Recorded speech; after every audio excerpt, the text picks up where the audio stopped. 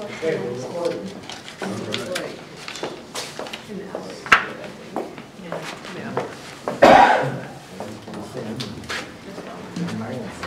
I'll call this meeting to order for Thursday, April 19th, 2018. We'll start with the Pledge of Allegiance to the flag. I pledge allegiance to the flag of the United States of America and to the republic for which it stands, one nation, under God, indivisible, with liberty and justice for all.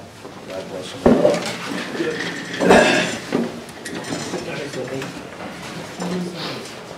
Okay, item number 3 is agenda approval. Are there any additional changes or additions to the agenda or changes? I'd like us to have that moment of remembrance. Oh, yes, that's a good idea. Barbara Bush passed away this week, so if we could, I think we should stand. Let's stand and take a moment to remember our former First Lady, Barbara Bush.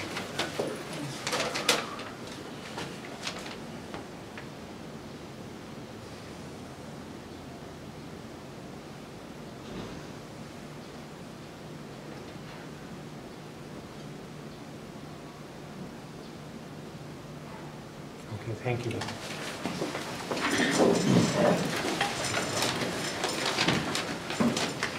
I'd like to make a change to item number 6 on the agenda. That's approval of meeting minutes. I would move that we change the reading of regular meeting minutes of April 5th, 2018 to revised regular meeting minutes of April 5th, 2018. Is there a second? Second. Discussion. All those in favor? Aye. I'm going to abstain. I didn't hear the motion. Okay, thank you. Are there any communications? Okay, hearing none. Oh, I'm sorry, we skipped public participation. So now, public participation. Would anybody want to participate? Paul? No? No, let me go. Okay. Bill Lowes, Melrose Road. I attended the meeting of the Rouse Point Fire District when they voted on our budget. And the vote was 26 yes and 1 no. It passed $681,000. And it seemed like nobody had any questions about the budget at all. How much was that bill? $681,000 plus a few extra, not much more. But there was nobody who posed any opinion about it. Well, it seems to me that the people in Rouse Point aren't really satisfied one way or another with the budget. They don't care whether they got to pay a 1.4 mil increase in their taxes just for the Rouse Point Fire District. But if there was somebody that complained about it, they would have been at the meeting. But nobody showed up to complain about it at all. Do they advertise it? No. They advertised it, was in the paper, they sent out copies of their budget to people in town, that district over there. It was advertised in a paper and on their post and down the firehouse. How many people showed up? 27. Bill, what do you conclude from that? We think, I think, and Charlie and I talked about it a bunch of times, that there should be equity across the two fire departments in town. There should be a fire district, or there should be no fire district, or whatever. Right now, the people in Rouse Point and fire district are being taxed extra. That's, in my opinion, not right. But the fact that they have a meeting and no one shows up, maybe it's right. Maybe that's what they want. What do you take away from that? Well, look at Anfield, 5 fire districts, 5 tax rates for each, one for each district. Nobody's complaining up there. And they're different? Everyone's different. Thompsonville is about 2.5 million, something like that. And it's split up 5 different ways? No, that's just for Thompsonville. No, I know that, but that's split between 5 different fire districts, you're saying? That's just for... Oh, just for Thompson? Just for Thompson district. Okay. Each other district has their own mill rate. Okay, it's $600 to $800 per household up there for fire Wow. tax. Here it's what, about 150, I think. Yeah. You know, I've read, what Pullman and Conley have written a couple of times about the fire departments, and, you know, they have alternatives, and the first one they offer is just leave it alone, because it's what it is, and it seems to be working. From my standpoint, you know, I kind of stand back and say, but it's not the same, and it really should be the same. Maybe it doesn't have to, I don't know. But Charlie and I have volunteered. Yeah, it's on the agenda, so we're going to talk about that. Okay. I'll stop. Okay. There's no board and commission resignations or appointments, so we can go on to unfinished business. So it's the 250th anniversary. Did you approve the meeting minutes already? No, we skipped a whole bunch of stuff. Skipped a whole bunch of stuff. We got to go back. Thank you. I don't know where my Like, that head was was. awfully fast. All right, were we done with public participation? There were a couple of new folks who came in. No? Okay. Approval of meeting minutes. I move to approve the special meeting minutes of April 5th, 2018. Is there a second? Second. Any discussion? Second. Okay. I have a discussion point. On the first line in paragraph 1, it's a special meeting and it says regular meeting. That should be changed. No big deal. Yep. Oh, yes. Okay.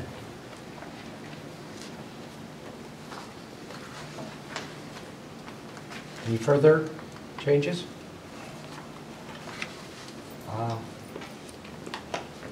I would entertain a motion to amend the minutes. I'd like to make a motion that we amend the minutes of the special meeting of April 5 to correct the first sentence in paragraph 1 to read special meeting. Okay. Is there a second? Second. Discussion? All those in favor of the amendment? Aye. Okay. All those in favor, is there discussion on the original motion? All those in favor to approve the original motion as amended? Aye. Opposed? Okay. I move to approve the revised regular minutes of the April 5th, 2018. Is there a second? Second. Discussion? What is revised about them? Oh, that's a good point. It's in the packet I passed out, or that was in your blue folder. Page 10.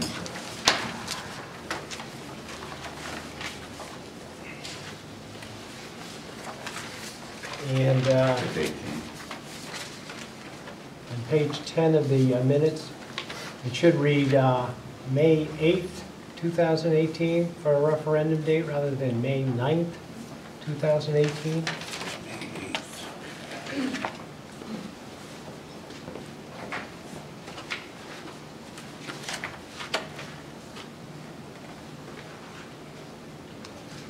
Okay. Further discussion? Second. All those in favor? Okay. Now.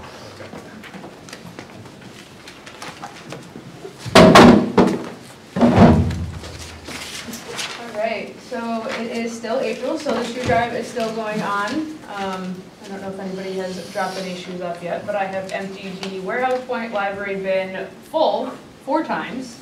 The full bin from Geisler's in both South Windsor and East Windsor. I just took a full load from Town Hall, so the shoe drive is going very well. But there's still about a week and a half left for people to drop off any shoes if they want to donate them. The next event that we will be at is Abby's Walk, which is this Saturday. We're gonna have a booth there for all of our 250 stuff, as well as another bin to donate shoes there. And on the 28th, just kind of as an FYI, that the Ag Commission has their horse-drawn plowing event at 11:30, which is at the community gardens. The Sunday, the 29th, is the Republican Town Committee Vendor Fair from 10 to 3, which we will have a table at, and that is held at Golden Gavel. May 5th is our vintage baseball game at 11 o'clock at the high school. We're gonna have hot May dogs. 5th? May 5th. Is that Saturday, yeah. We have Sylvia's Hot Dogs coming for hot dogs, and we have the Rotary Club doing popcorn. And tickets are 25 cents at the door, or at the gate rather. And then on the 19th, we will be opening the bicentennial time capsule. The event will start at 2:30, but we were gonna open the time capsule at 2:50. I don't know if anybody has noticed, but we've dug it up from in front of the town hall to make sure that we can find it. So we have found it, so we will open it on the 19th. Good thinking ahead. Yeah, yeah, That we're could've very gone- glad we did, because that it was could've about gone 8.5 south. feet down, Yeah. so we're glad we did that. What date is that? The May 19th. The whole thing starts at 2:30, then we're gonna open it at 2:50. And then the next thing that is on the list for May is just the Veterans Dedication at 2 o'clock. So that's just the next 2 months that I have coming up roughly, so. When is that dedication? Where is it? When is, I know where it is. May 20th, at 2 o'clock. That's all I have for event updates, but everything else is going well. We're still getting all the final stages planned for Heritage Day. We keep getting parade forms in for people who would like to participate in the parade. We're still accepting forms if people want to participate, whether it's a marching group or a neighborhood group, Girl Scouts, Boy Scouts, Rotary. We would also like to ask the Board of Selectmen to have some type of float or walk or something. So let me know if you would like to do that. And yeah. This is for September 22nd? Yes, this is for Heritage Day, the 22nd in September. So, Yeah, I have something that I want to say. sure. Nancy Masters came to my office and asked if she could put signs around the town. And it's for the, Rebecca's showing us this card, and it's for the Farm Garden House Tour. And it's Saturday, June 9th. And so there should be signs up for the month of May, I think. And the reason I thought it was cool, I've seen house tours and all, but there's also farm tours on this. And I think it would be really fun for children to go on the tours. And I'm going to mention a few. There's the Second Chance Farm, and they have horses and the John Deere tractors, so you might want to go to that, Steve, but I don't know. There's a Sims Farm that has cattle, 4-H flowers, and cattle for beef and eggs. I've never seen eggs come from beef, but that'll be interesting. And then, in there's the Broadbrook Library tour. 1940 Broadbrook Library, Main Street. Strempers have a farm on North Road, and it's horses and a horse-drawn wagon to a sawmill. And Wind Farm, calves, a wagon ride to the Scannick River, Indian lore, and then an equestrian 4-H riders at the Shag Park Hickory. So it sounds like fun. Yeah. So I hope you have a good weather. Yep, and I think some of these locations too that are in the picture frames from Barbara Schmiegel will also be part of that tour, I think. So the garden tour is when? June 9th. June 9th. June 9th, okay. And what is the date in case of snow? I It's think rain or it's rain or shine. shine. It's not Case gonna of snow? It's not gonna snow in June? June. In June? God, I hope not. Don't bet on it. Yeah, it's a rain or shine event, so if there's a house tour, you're obviously fine in that house, but for some of the garden and farm tours, they'll do what they can in the Yeah, rain, yeah. so. Okay, good. Anything So, else? yeah, while on the table, you take one of these, and also one of these little yellow tickets, tells a lot of information. It's just a reminder, it's not like the actual ticket, it's just a reminder. Yeah, but it does have the, And their website on there. that's the website. Yep. Yep, all right, thank you. Thank you. So how do the people gonna get around to this? Is there gonna be a bus that will, the No, I people just are think- gonna drive to each place I on their think you own? just have to drive. You have to drive to the places. Drive to the places you wanna go to? Yep. All right. There will also be lunch for purchase at the Scannick Church and the Osborne House and Historical Society. We will be open for bathrooms and everything else too. Okay. The next item is a discussion of the building department workload. So Fran, you want to come up? I would have left the chair up there for you, sorry. Do I have to put this up myself? You do, I didn't realize you were going up after All me. right, thank you. Part of his workload. In your packets, there should be two things. One is this sheet that lists all the tasks that have to be done for the Calamar building and the various dates. The dates are already a little out of sync, but it still gives you a good idea of what inspections have to be done and what has to be done. Also, in your packet, there's just a list of other things that the building department has to do. And maybe, well, and I'll mention a few. We have Harvest View, that's a new development for 22 single-family homes. Already, I believe, 12 are spoken for, so as fast as they can build them, they can sell them. We received the first 2 permits on 8. I expect the other 6 permits on the first 8 either tomorrow or Monday. Or should I say the application? What does that normally mean to you, Rand? Does that mean that they will actually pour foundations for 8 a whole bunch of them at one They time? will go from building to building to building to whole foundation excavation and just move on down. They'll frame 1, 2, 3 roofs that... As soon as they get one foundation done, Andy, they move to the next, to the next, to the next, to the next. And the same thing with framing and roofing and... And everything, yeah. No, that's over by Middle Road. That is correct. Middle and Clark. Okay. Middle and, in the unimproved road area. Yeah, the question there about the road, you know, that's currently just the stone. What is the plan there? Are they gonna pave it, not pave it? I know there's been Yes, it some is. discussion with Len Norton, the Director of Public Works, and I believe that at this point in time, the developer, through the planning and zoning conditions of approval, where he was to pave from Clark up to the entrance of his driveway or to that last house. And I know there's been discussions, but I don't know what I think the sensible discussion has been that the entire, that section of East Road will be Because that is paved most of eventually. it, to go up to there, it's probably 70% of it anyway. But that would be a discussion between the developer and Len Norton with Public Works. The town didn't have any requirement then? I'm not completely sure, Andy. It is probably somewhere in the minutes of the planning and zoning approval. Because I see they're putting storm drains in there Yes, currently, so. yeah. Those will go down to detention or retention basins. Okay. So that's all gonna be septic and, That will be septic, and to my knowledge, right now, public water is coming in from Ellington per Okay. order of the health department, it's based on the testing of the soils up there. a pretty good distance. Yes, it is. Pretty good. Pretty- And the pretty- developer pays for that. He does.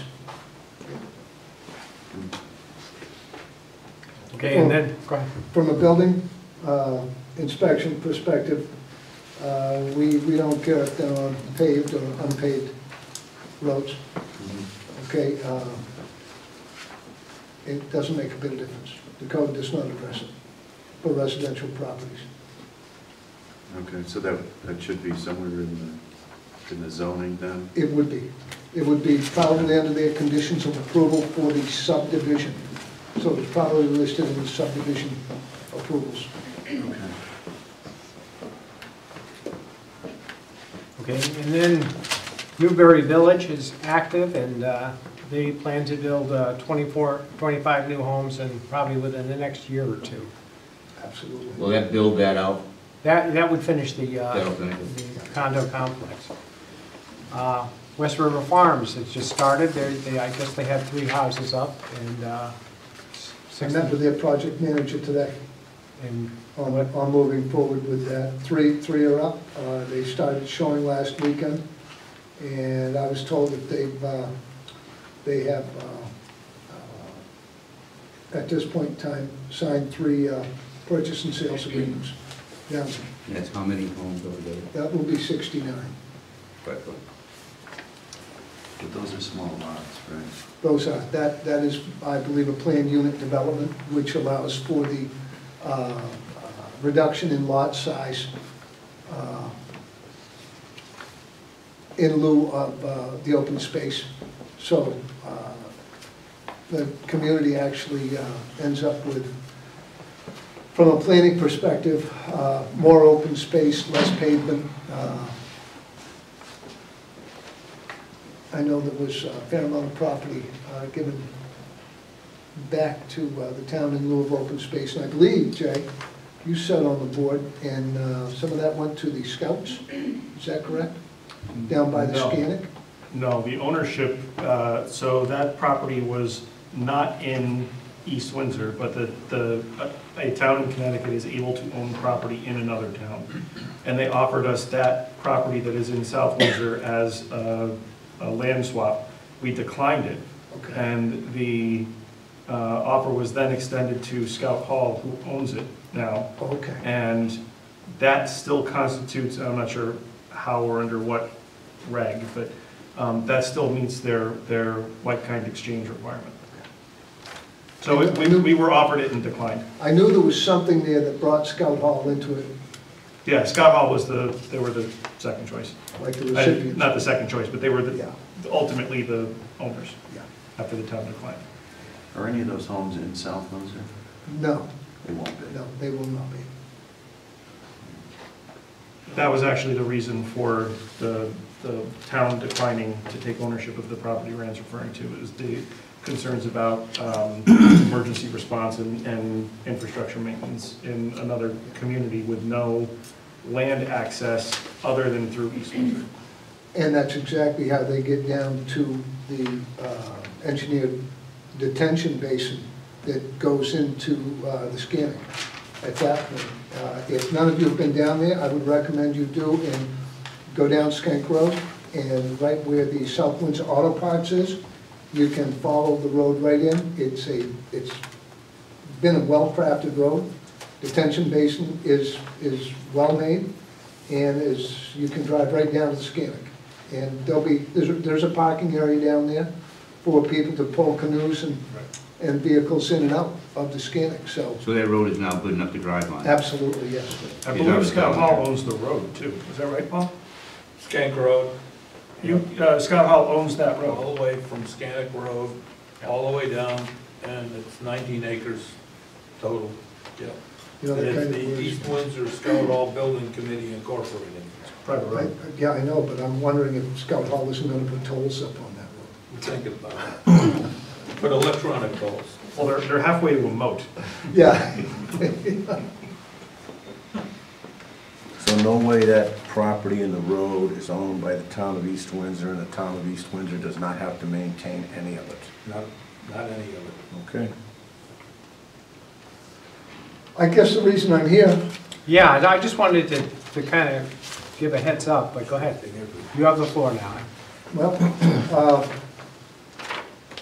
for those of you that have noticed, we have started on the 122 unit, 3-story, 55 and older structure, just east of Don's Auto and west of Killam's.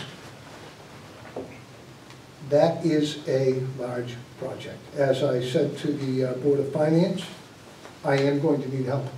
There is no fiscal way for me to do this and maintain the requirements of state statute or public safety for the community and for the residents of that structure without it. This foundation will be poured continuously, but it will be poured in phases. And as it's poured in phases, within the scope of this work, we plan on doing around 140 feet about every 4 days of that foundation. And that means we'll do 140 feet of footing, which has steel and requires inspection. The soils underneath require inspection. There will be special inspectors there, but there are no provisions for any relief of liability from the community without the municipal inspections taking place as well. So that Ray, again? how soon after they pour the cement are they allowed to put structure on it? 21 days or less than that? No, it really depends on how the special inspector reports come back, because all of this concrete is tested by a special inspection service called ITML. And what we do is we check the air content, we check what we call the slump, which is the degree that the concrete settles. Yeah. We check in cold weather concreting, we check the calcium, okay, and those reports typically come into my office electronically within a matter of 7 days. The concrete comes with full hardness and strength in 21 days.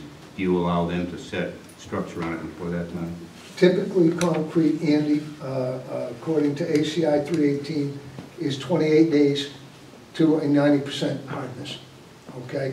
The other 10% hardness takes about 99 years. Yeah, it's a, I haven't been there. It continues to get harder? It's Yes. harder Is with that it. as it dries? Right, as it dries out. As it hydrates, yeah, as it does, because the moisture eventually works its way out. Now, but they're allowed to set structure on top of that before that 28 days? Yeah, typically, if tests are ordered, we do a 7-day test, 14-day test, and a 28-day test. And if they reach 60% within 14 days, they can comfortably set, because the weight load goes on such a gradual basis that it's really ineffective Okay. for the foundation. Now, this foundation, think about this though, this foundation is supported on both sides by what we call a balanced fill, okay? So as that... What is that? That's a broad, well, it's a soils, where they excavate the soils out.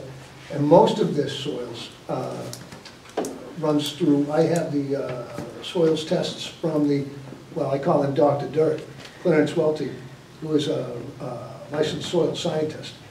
And much of the fill that's gone in has had to go in what we call lifts. It has to reach a certain compaction rate. That compaction rate is tested, there again, by an independent testing agency to make sure it meets a minimum specification. And then we build up the next lift and the next lift. As it's excavated out, other approved soils are brought in, and at certain points, we know this because of the soils and the type of soils and the weight displacement of the structure.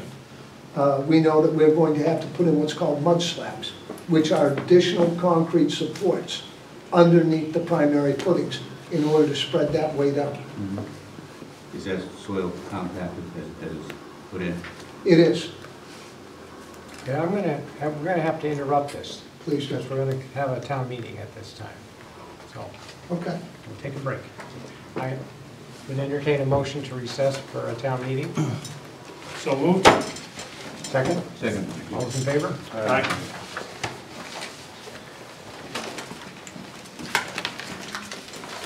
Don't go away mad, Brandon. No, just go away.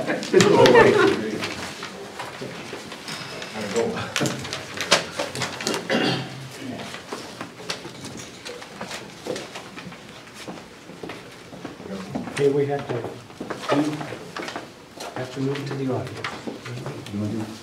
Get out of the move. Yeah. Yeah. Get up. Follow Jason. Yeah. I know, I don't have to call.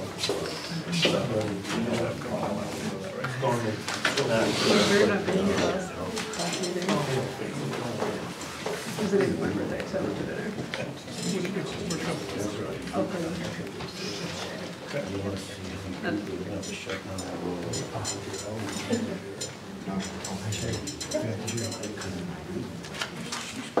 Okay, I'll call this town meeting to order. Joanne Slater, our town clerk, could not attend tonight, so Peg Hoffman's filling in. The first order of business for the town meeting is to elect a moderator. So do I have a nomination? Nominate Bob Maynard as moderator. Second, Okay, is there any other nominations? make a motion to close nominations. Okay. All, in discussion? All those in favor of Bob Maynard for moderator, say aye. Aye. Opposed? All right, then I'll be the moderator. The next order of business is for Nate to read the town meeting public notice. The legal voters of the town of East Windsor are hereby warned that a town meeting will be held at the Town Hall, 11 Rice Street, Rockford, Connecticut, on Thursday, April 19th, 2018, at 7:30 p.m. for the following. Item 1, to consider and vote on the recommendation of the Board of Selectmen pursuant to CGS 7-9B that the hours for referendums held by the town of East Windsor in the calendar year 2018 be held from 6 a.m. to 8 p.m. Item 2, to consider and approve the sale of property located at 76 Depot Street, Broadbrook, map block lot 099-54-007 to American Rehab LLC in the amount of $55,000. Dated at East Windsor, Connecticut, this 12th day of April 2018. East Windsor Board of Selectmen, signed by Robert Maynard, First Selectman, Stephen Dearborn, Deputy First Selectman, Jason Bowser, Selectman, Charles Szymanski, Selectman, and Andy Hoffman, Selectman. Okay, I'm going to pass out the two motions, so someone from the audience can make the motions. So does somebody want to move for item 1? And item 2, the sale of the property? Okay.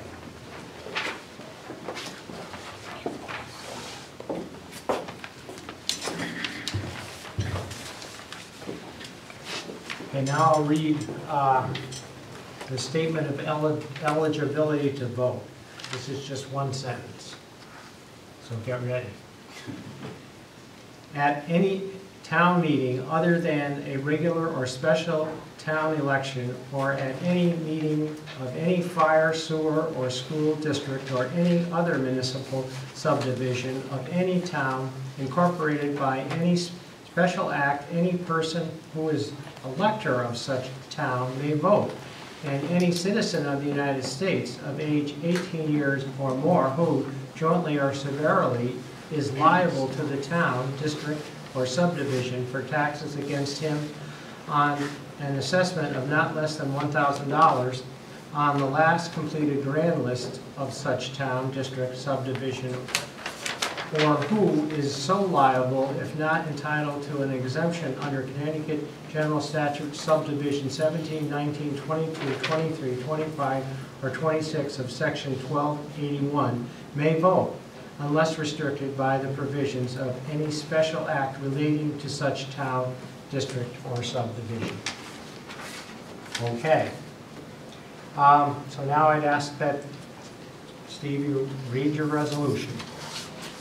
To consider and vote on the recommendation of the Board of Selectmen pursuant to CGS 7-9B that the hours for the referendums held by the town of East Windsor in the calendar year of 2018 be held from 6 a.m. to 8 p.m. I move the foregoing resolution be adopted. Second. Second. Discussion. All those in favor? Aye. Opposed? Okay, the motion is adopted. Okay, now, the second item. Bill Lois, Melrose Road, to consider and approve the sale of property located at 76 Depot Street, Broadbrook, map/block/lot 099/54/007 to American Rehab, LLC, in amount of $55,000. I move the foregoing resolution be adopted. Okay, is there a second? Second. Okay, discussion. Yes. I just want to know, I looked up this American Rehab LLC, and I didn't see much of it online, so I wanted to know what kind of a business that was, And what are they gonna be doing with the property? Because I live right next door. Okay, yes, Dixie Lampier. okay. I don't know a lot about American Rehab either. I think they're just going to refurbish the house and sell it. Okay, they're not going to, it's not a rehab facility as such. Like when you see rehab, you think of like, or no. some kind of a I think rehab for I think outpatient kind of- people or whatever. As far as I know, it's not. Okay, because Yeah. makes a difference to me. Yeah. Because if it does, I will have a very hard time selling my house if I ever want to sell it. So, and then my property values and, I hear what you're saying. so I wanted to know what kind of business they were, because I couldn't really find anything. I don't know what American Rehab LLC is. I thought it was just a construction company, but I could be wrong. I don't know what the use of that house is going to be. Okay, so if the town is selling it, wouldn't we want to know this information, or do we really not care? I mean, I would think that you might want to understand who's buying your properties. Or you Well, just want to make sure that they have the money. They do have the money, but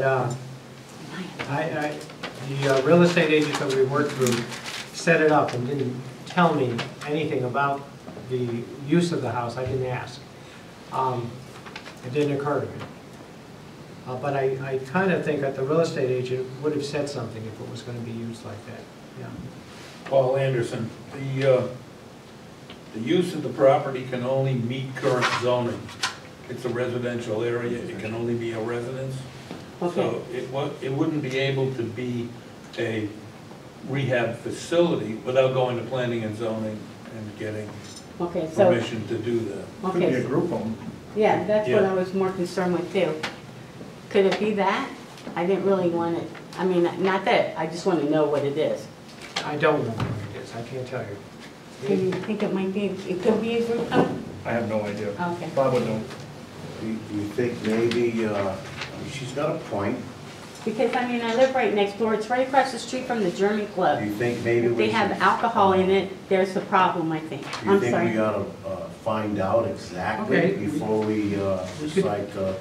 So we could put this decision off until another town meeting when we have I the think correct we maybe information. should do that. She's got, Okay. the lady has a point. All right. I don't have a problem with that. Okay.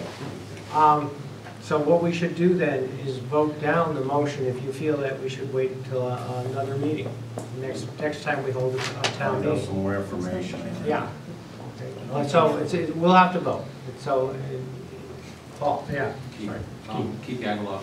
I live on Depot Street, and I know this house, and it'd be nice to see it renovated like the house across the street was done. But I agree. I understand the people's concern. I'm worried if you vote it down necessarily, then the rehab, the company, I took it as they're rehabbing it, meaning we'll be finishing it, and it's too small to be a group home, because it's a tiny little house. But in any case, if you vote it down, would that mean that it would void their offer? Would it be better to table it? And Okay, then- I think it would be. And I think if you table it, you should table it to the next scheduled town meeting. Because if you don't table it to a time certain, you kind of lose it anyway. So I'd like, maybe I'll make a motion to table it to the next scheduled town meeting. Hey, is there a second to that? I'll second I'll that. second.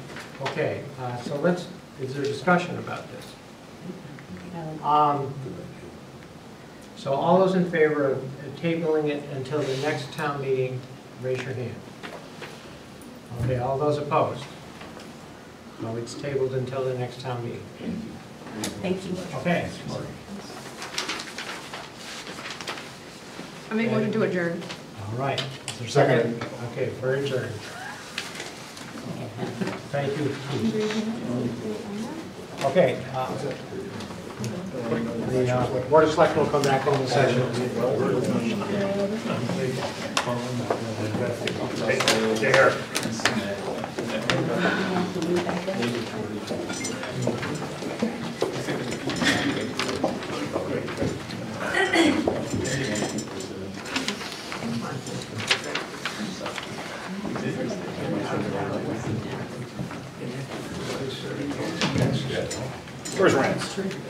got one more time.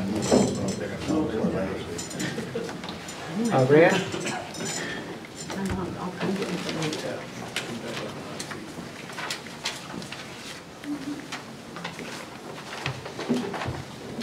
So you were talking about slabs, so I said.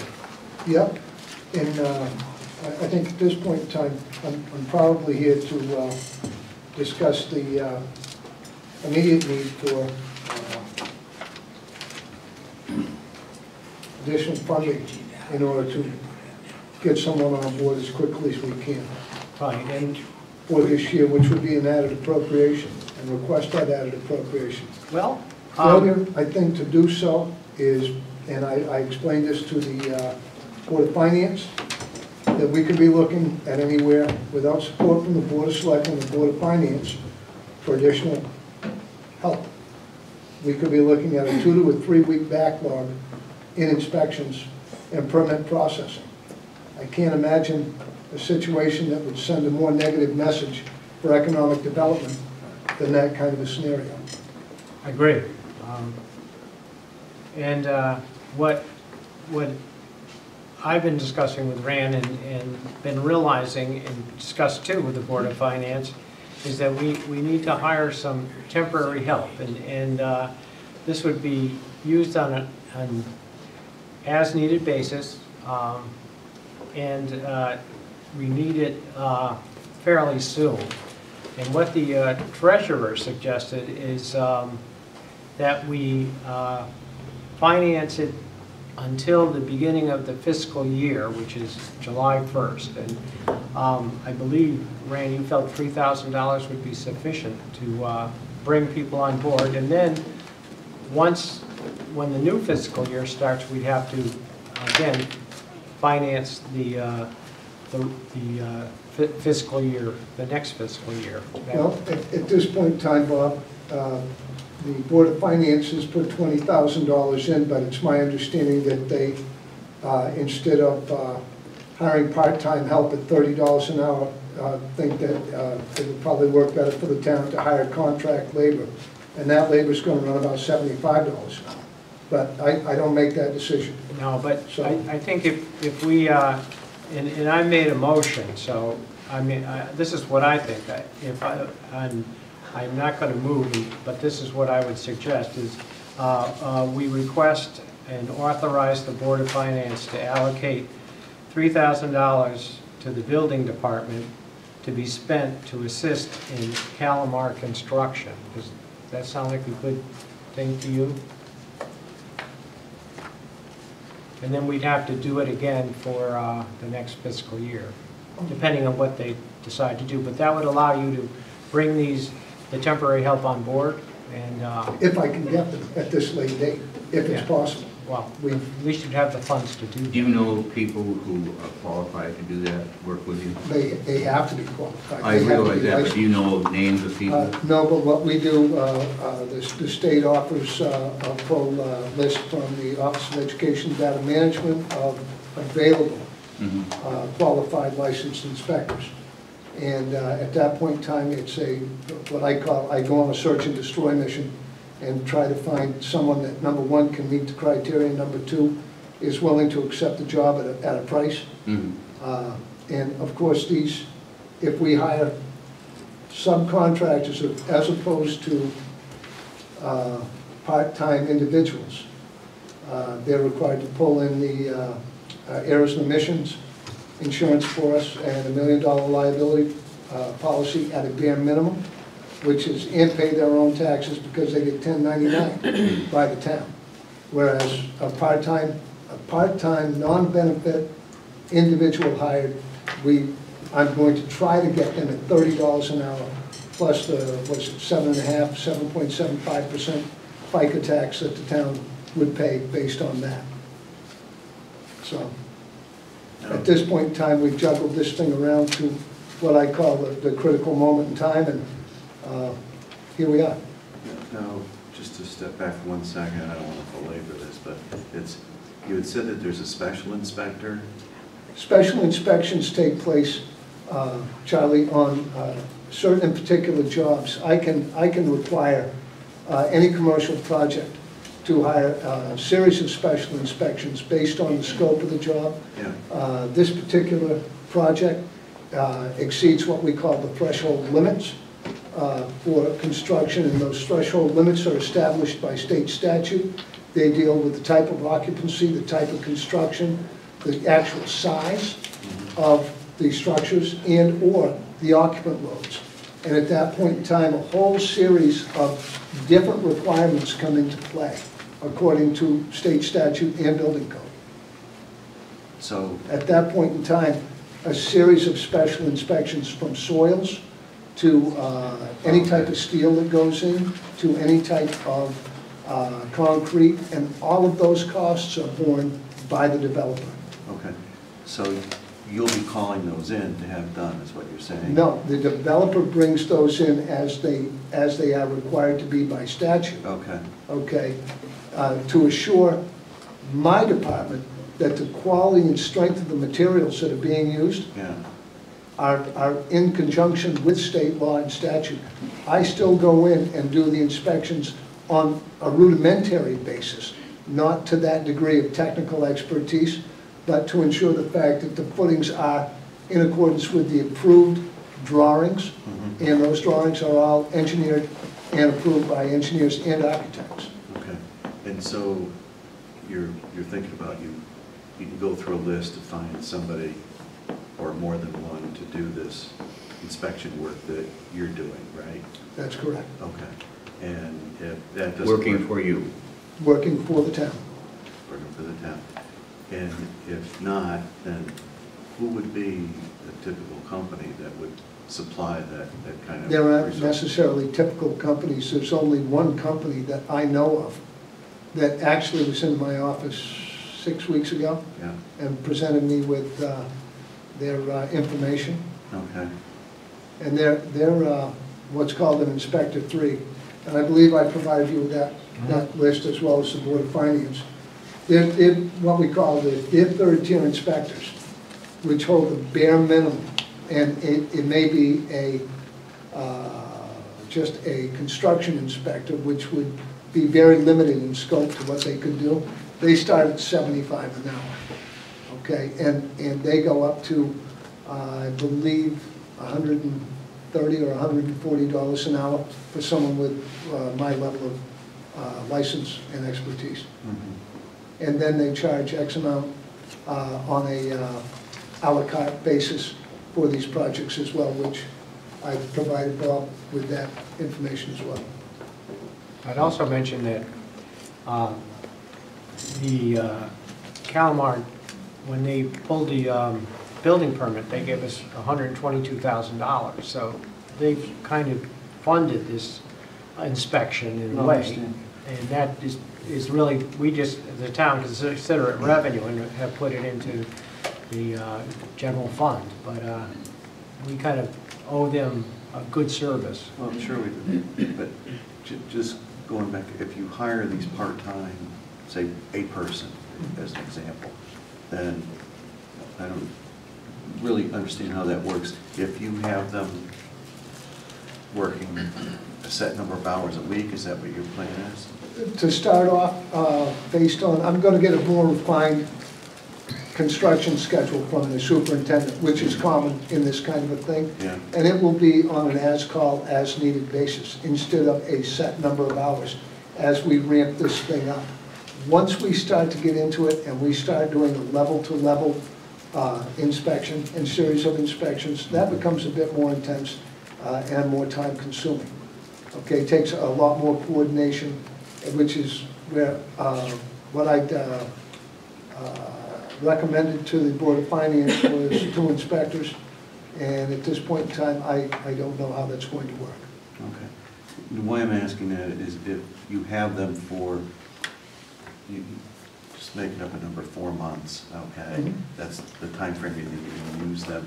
And then at the end of the 4 months, they've been working 35 hours a week for the last They 3. won't be. As an example, even if they worked 1 or whatever, that to say, you know, there's no more, then you're terminating them. Absolutely. And then, you know, do we have unemployment benefits that we then would have to pay? because there's no unemployment benefit that the town pays into. You pay the full boat. It's true. So then, what does that cost? Do you know what I'm saying? No, the treasurer would probably be able to provide that to you, Yeah, but do but you see what I'm saying now? part-time duration of project employees, I don't know if they're even eligible for any type of unemployment benefit. If their work on an average of less than 20 hours a week, then I think they wouldn't be qualified for any benefits, although. That's to my understanding. Yeah. But I believe that's based on the Yeah, pension. that's a good point. It's not based on the pension, it's based on whether or not they're paying into it. Hmm. If you're paying into some sort of an unemployment benefit, you're entitled to the benefit. Otherwise, it's called stealing.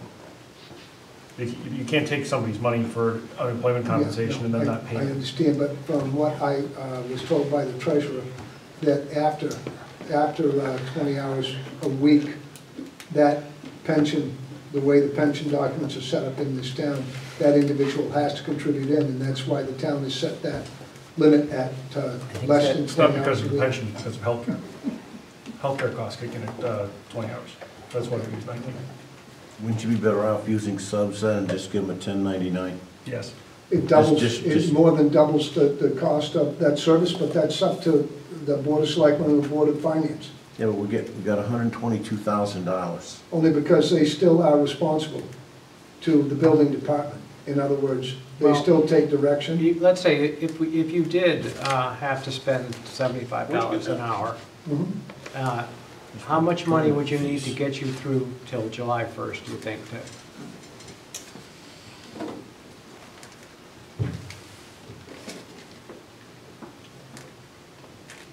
But why would you do that, Bob? Why would you penalize ourselves and force Rand to hire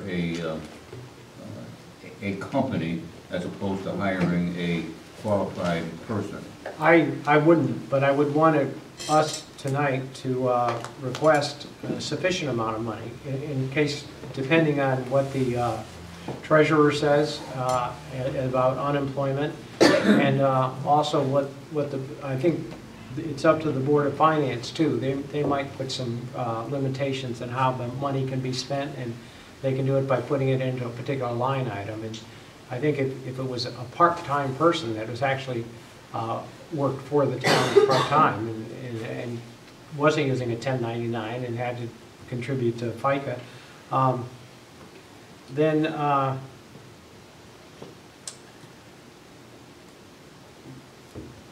At that point, Yeah. Bob, at $75 an hour, you figure 8 weeks at, hold on, I'm sorry. You won't get 8 weeks, though. yeah. The Board of Finance just met last night. They're not meeting again until May, whatever, call it 15th, so. Whatever it is. So Whatever it figure is. it for 5 weeks. How many weeks you want? 5.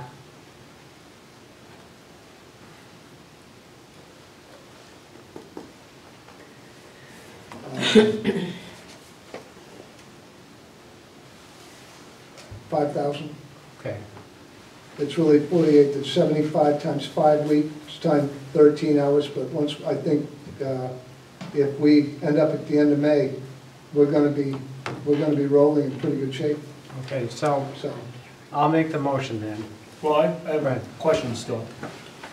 So on the documentation that you provided, I think this is to the Board of Finance, you indicated by doing a year-to-year comparison, the revenue, the building permits, electric permits, mechanical permits, plumbing permits. And in each of those categories in fiscal 17-18, so the current fiscal year, it's fewer than in the previous fiscal year. So I mean, that indicates there's less work. Well, no, it doesn't, I'll tell you why. Go ahead. One permit came in for Calamar thus far, In this fiscal year. this fiscal year, that's Yeah. $124,000. So that's revenue, that's So not, but that scope of work is represented by one permit, Jay. Mhm. Okay, and at this point in time, we're 83% into the fiscal year. Okay, we're running around 330 $340,000 in terms of revenue right now. Okay, so let's take Calamar right out. We've still gone past the projected revenue of the year with over 17% of the fiscal year left, which means the projects are more costly, more detailed, and more complex. So, well, explain to me how a building permit fee is determined. Building permit fees are determined in a couple of different ways. Residential structures are figured on the square footage. Is Calamar a residential structure? No, it is commercial? It is figured at 1.55% of the total cost of the project. The developer estimates the cost of the project. If I feel that estimation based on regional averages of a cost per square foot basis is low, what I do is I issue the permit contingent upon an affidavit of final cost. Typically, that project runs, the building permit cost runs at about 80% of the total cost of the project. So 20% of that project is wrapped up in your site work, meaning bringing your infrastructure in, Yep. and then 80% is such. So a project costs $100,000, you issue a permit based on an $80,000 value? Roughly, yeah, Yeah. give or take, but the actual numbers break down to 1.55% of the cost that they provide to me. But you have the right or the ability to go back and get the actual cost. State statute. And then you charge at a rate of 1.55 against the actual cost. Correct. The state statute allows any building official to actually set that value if they feel that that value is under what the nominal or the regional cost is. And so you said that there's a distinction between residential structures and commercial structures? Correct. What's the difference? We use an Percentage-wise. ICC calculation from the evaluation data sheet, which is based on the regional cost per square foot. And is it still the same 1.55%? It's right in that general area, yeah. Is that, so when you say it's roughly that, is that rate established somewhere? Yes. Where's Out that? of my office, and out of an ICC updated calculation. So 1.55 is industry standard? Every month, well, every town has an opportunity to set their own. We can control our own building rate? Absolutely. Or our building permit rate? Correct. Really? So Absolutely. when was the last time that was revisited? That was revisited in 2004 or 5. And when that happens, who sets that? I bring the recommendation to the Board of Selectmen. That's a selectman's call? At the Selectmen, at my recommendation. Okay. Wouldn't it be an ordinance at all? That's exactly what it is. The building fees right now is set by ordinance. Okay, and so we use a 1.55% multiplier? Well, that's what it boils down to, because it's $20.50 for the first 1,000 evaluation and $15.50 for every 1,000 thereafter. Consequently, that That's works why it out varies, I understand. to a 1.55%. Okay. One of the things that jumps out on here that is not done in comparison year to year is the number of projects you have pending this coming year versus any previous year. So I see I don't that, understand. what's that? I don't understand. So this is your document. Yeah. You gave me this. Okay. And it says here, this is what you expect for Harvest View, this is what you expect for Newberry Village, this is what you expect for West River Farms, so on and so forth. Well, this is the total number of Yep. everything. And then down here is what I put down for my anticipated. Correct, but there's no, as I see on this page, there's no indication of comparison to any previous year. So I don't know if this is more, a lot more, the same, less than any previous year. So if you're saying that there's a shortage of staffing, there's nothing to quantify that. I have asked for additional staffing every year that you've set on the board, and it's been refused by the Board of Finance and the Board of Selectmen. I believe that's true, but still, I can't, there's no quantifiable data to say there's more, this is, maybe it is, maybe it's a lot more, but there's nothing that says that. Well, then come into the office and take a look. I'm more than happy to provide that to you. How many inspections do you conduct in the course of an average week? It I really- understand it'll depend, but what's a It ballpark? really does. It makes such a big difference. It depends on the project and what's going on. So let's talk about. But understand, it's not just about inspections. It's about plan reviews, it's about meeting with developers and homeowners, it's about the whole gambit, whether I have to go for education, whether I don't. It might be the number of meetings that I have to attend either with you guys or somebody else. Jason, do you have a reason you're in this line of questioning?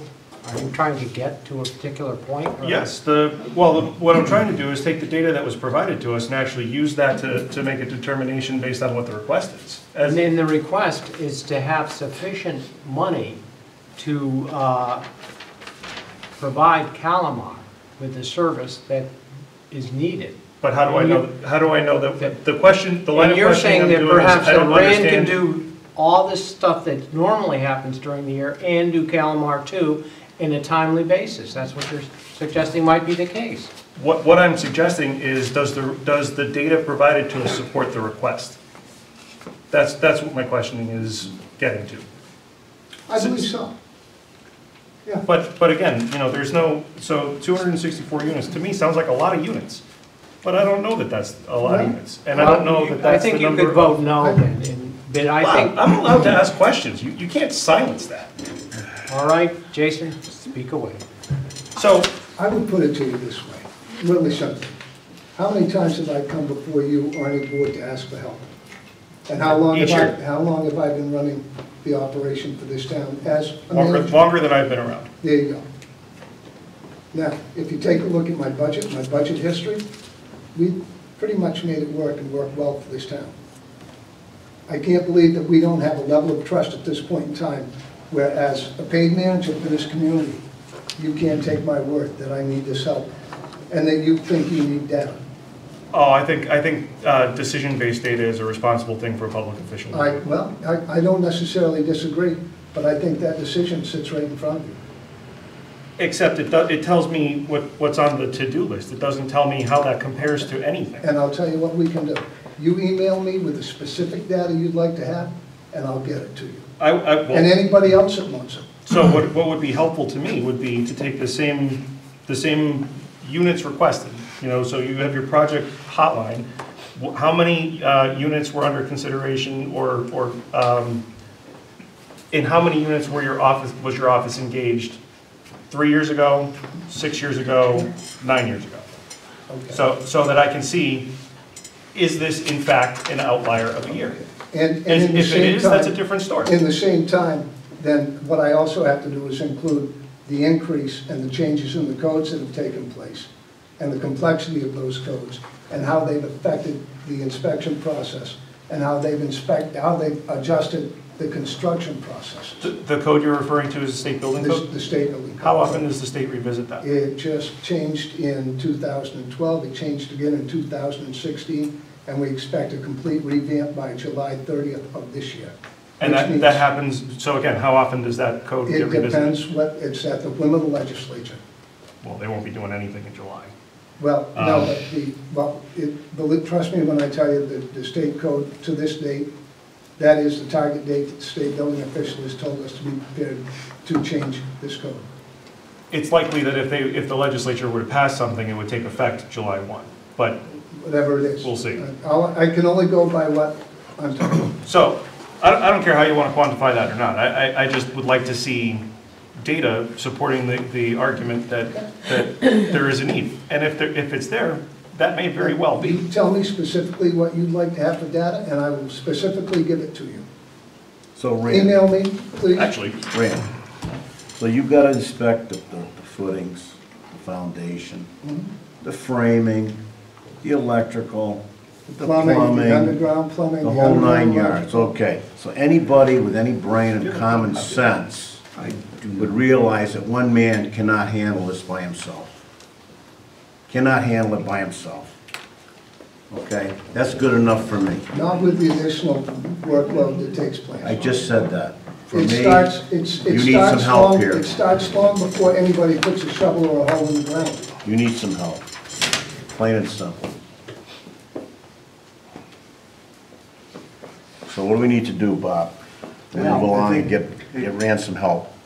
Charlie? Steve, I think what's important here is, okay, whether there's more work or not, I don't think the number of permits dictates how much work there is because of the complexity of projects. It's just a given. So it's a big project, it's going to be more complex, it's going to take more time. And the fact that he's here before us, asking for some part-time hours between now and July, and he's looking forward to, in the new fiscal year, that will also continue. You want revenue too? He's not asking for a full-time person, he's asking for some hours here to help him get through. I understand that, what we're required Charlie. to do. I So we understand go that. ahead with that. They're gonna have 100 people working on this project. Electricians, plumbers, carpenters, okay, roofers. He can't go there every 10 minutes that they call him, look, we've gotta have a plumbing inspection. You leave, they call him again. We've gotta have the electrical done so that we can keep putting the building together. He can't do this, not by himself. The thing that bothers me is, I understand where Jason's coming from. It's nice to have data. But the story, I think, is very complex. I'm not sure the answer is very simple. You know, it might be as simple as the fact that last year we did not have a Calamar. This year you do. That may be the whole delta.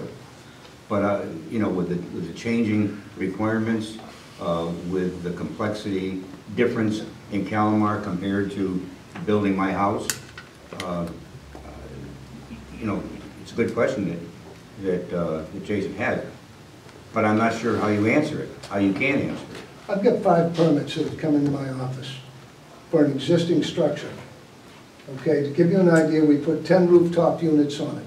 It took a 40-ton crane to set those units on top of that building. The company that's coming in is a minimum of a $30 million company. Okay, it's aerospace, all right, with process piping, with all the machinery being set. So it might count 5 permits, but the amount of rewiring that's taking place, the amount of heating and cooling that's being readjusted, the interior partitions that have had to have been built, everything that takes place there, okay, for that structure, and the degree of inspections that are required.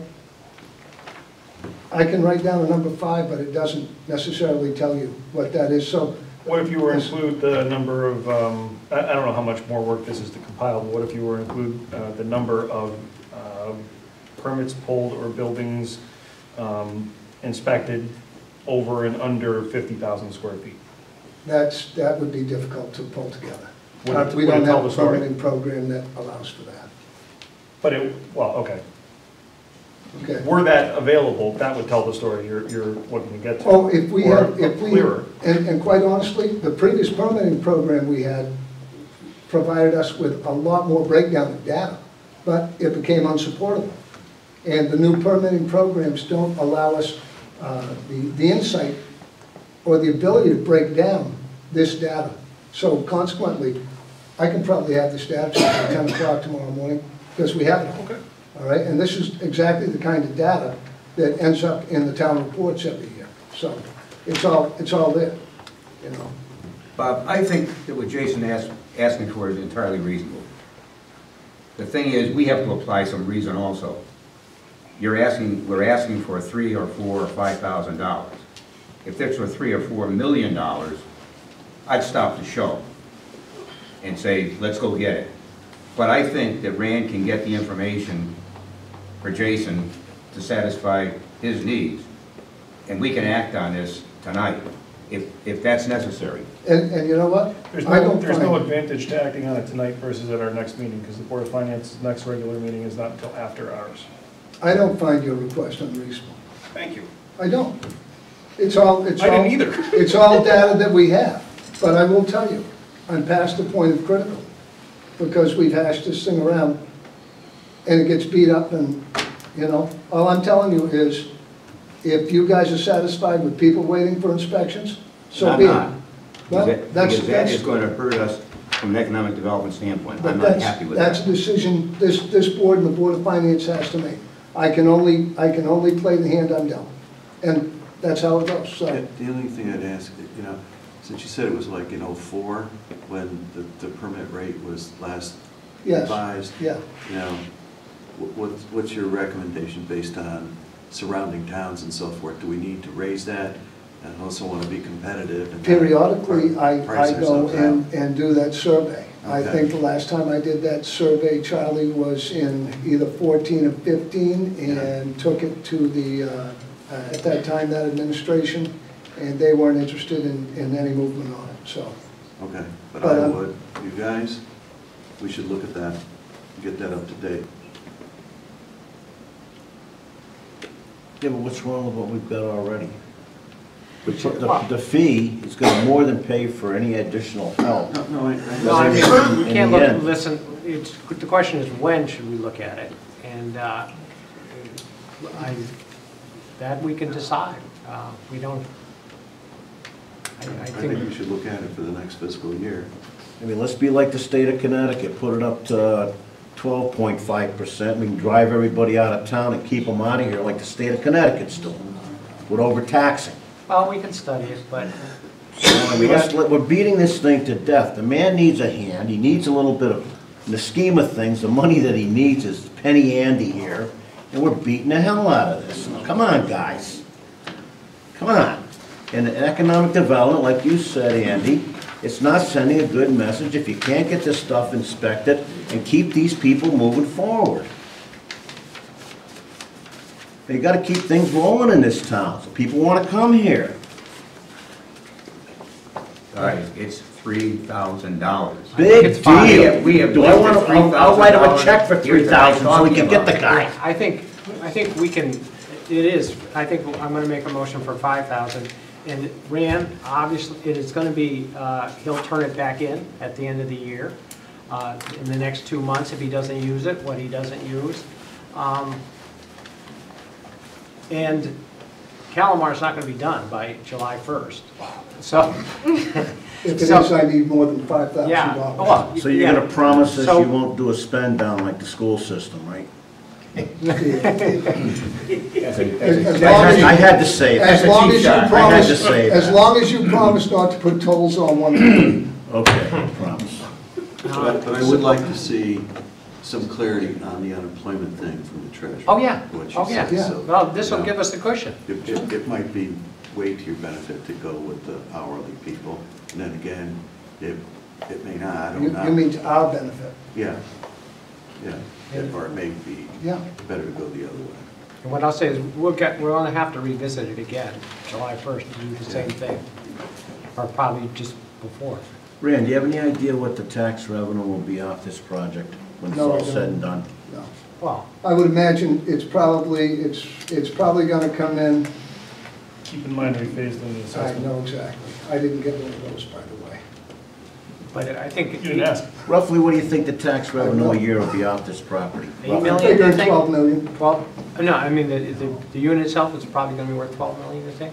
I think that the first year, the assessments and don't quote me, but I would be comfortable Ballpark. thinking the assessment would come in somewhere around 12 million, and then your abatement would kick in on that, based on Yeah, what it it's is. like 80% at first, and then I think it grades down. Well, I to think it's 20%. 50%. Yeah. No, is it? I would think so, yes. You negotiated it. I know, I'm playing 50% first, or maybe 40%.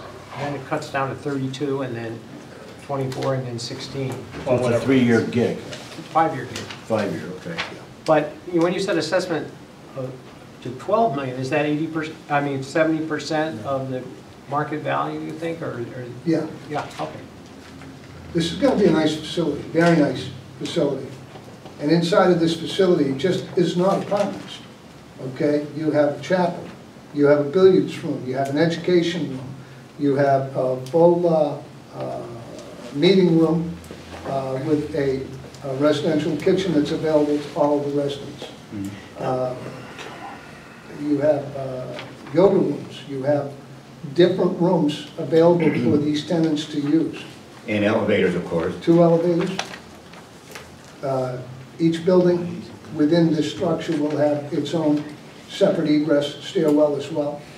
So, We're gonna get some pretty good tax revenue off this Yes. property when it's all said and done. absolutely.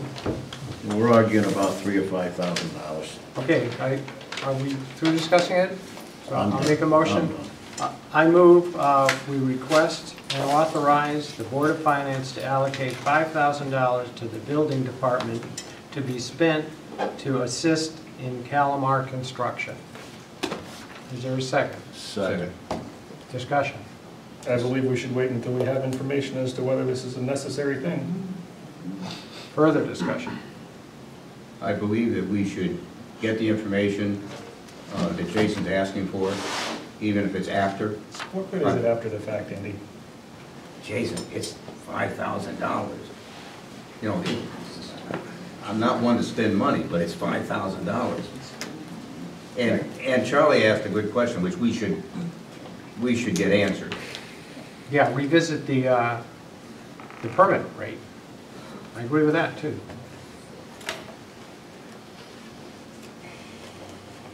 Further discussion? All those in favor? Aye. Opposed? No? Motion passes. I would invite you to come into my office at your convenience, please. Just send me the information I asked for. Well, no, but I'd like to show you the difference between a set of house plans and a set of Calamar plans. Calamar plans are 28 pounds for one plan. In the meantime, the data will be fine. You don't want me to email you a copy of those plans? No, because I can't print them, man. That's all right, you can't read them on the screen anyway, really, this big. Thank you. Thank you. Thanks. Okay. Next item of business is to appoint Alan Baker to the negotiating team to negotiate a bargaining agreement with the police union. So moved. Second. Discussion? All those in favor? Aye. Okay. Nay. Okay. So who does that team comprise of now? It comprises of Bob Leach, myself, Charlie Szymanski, and Alan Baker.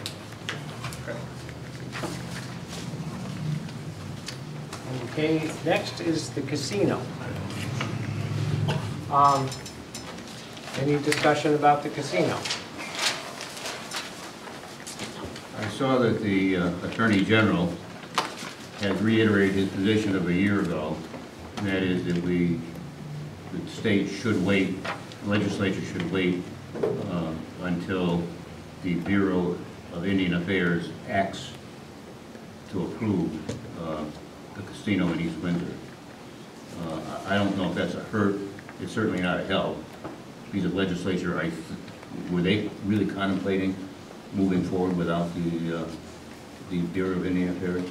There was talk, so in the bill that authorized the casino last year, there was a requirement that it was all stipulated upon Yes. approval from the BIA. Yes. There was talk of revisiting that clause this year and just simply saying, unless the BIA rejects it. Yes. I knew Which that. they have not done. Yeah. I believe that is probably not going to go forward. But I'm glad you quantified that the way you did, that it's a reiteration of the Attorney General's position from last year, because that really is what it is. That's what it is. Nothing has changed. You know, the authorizations at the state level are still in place. The site is still selected and purchased. The application is still in front of the Bureau of Indian Affairs. And there is a lawsuit between MMCT and the state of Connecticut and the Department of the Interior, I know that. compelling the department to act in one of the 3 prescribed routes that they had available to them in federal law. They opted to circumvent that and go with a 4th. So that's what the basis of the suit is. I talked to David Capiello from MMCT today, and I reiterated to him, and he agreed that this is only a delay in the process if you didn't expect this to be part of the process.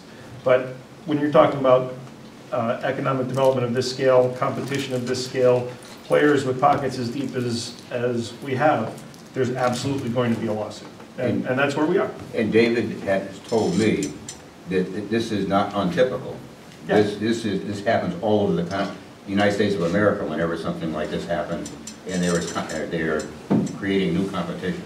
Casinos typically take 4 to 5 years to build, in large part because of things like this. So I don't, to your first comment, nothing's really changed. We're still moving forward. It's going at a very slow and we'll say deliberative pace, but it's still moving forward. You know, I haven't seen anything that makes me think otherwise yet. I guess I agree, I haven't either. Now, David, for a while, was attending our last meeting of each month. And I asked him if he would do that for us, and he said he would. But he's been missing the last couple of months.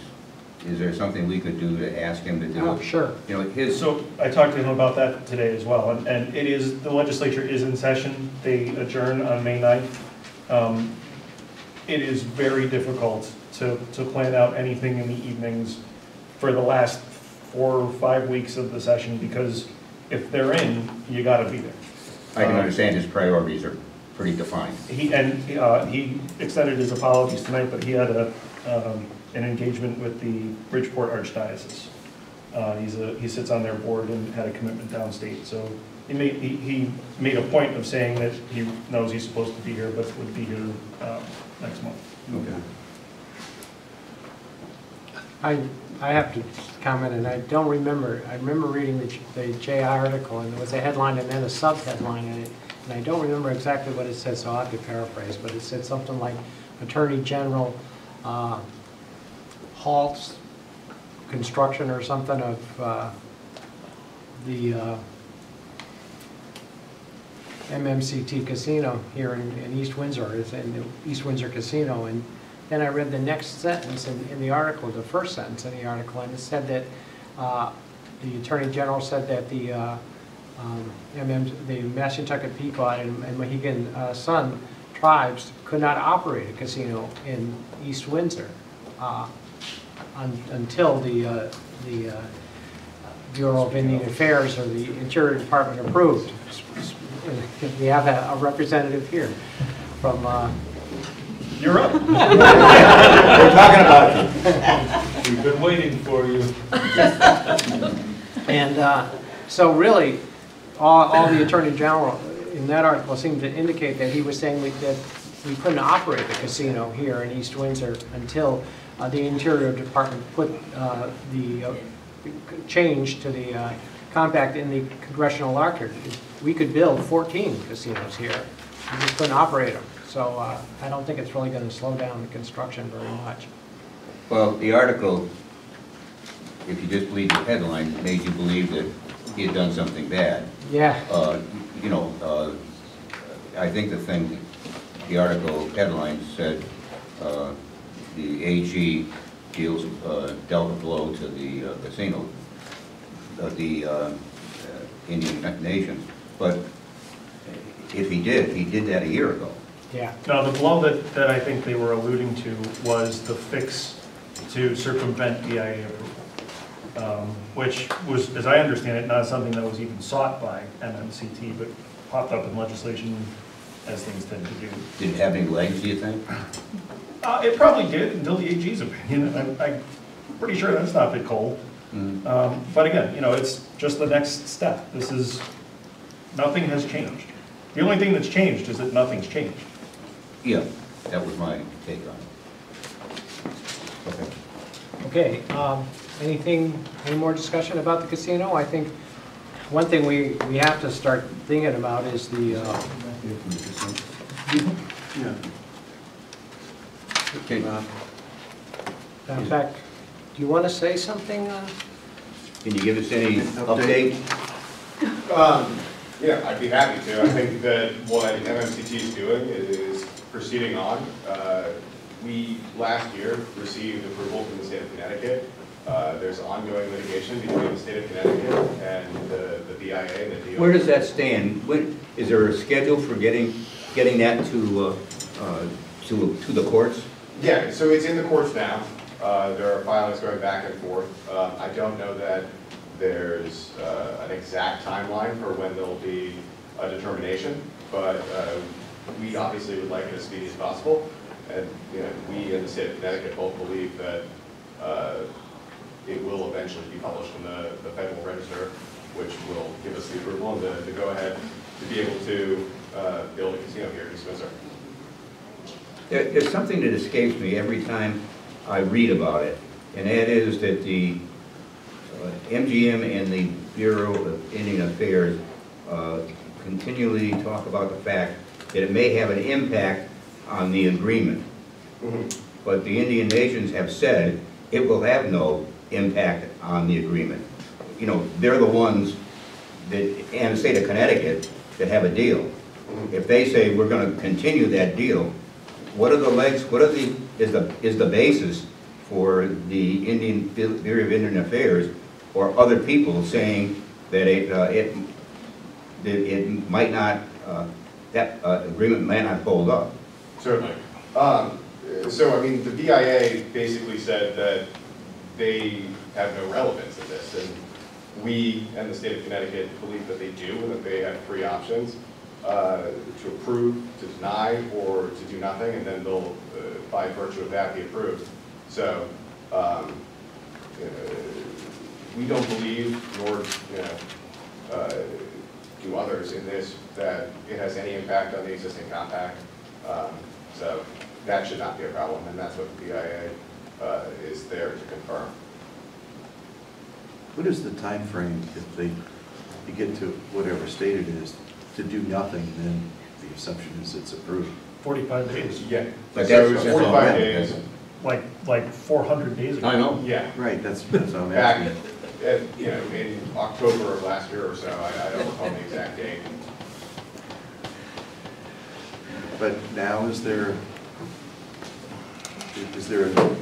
another set time to go from there? Is it from this lawsuit? Do you have any? That's what the suit is seeking to do, is to compel the BIA to publish the affirmation in the federal, is it the CFR? Yeah. So that's, the suit. If at any point they publish, that would satisfy Connecticut's statutes from 2017, and we'd be clear to build. And do you have any estimate of the time frame in the court before they get to that determination? I don't offhand, I'd be happy to circle back. Yeah, I'm sure there's a finite time. I don't know offhand.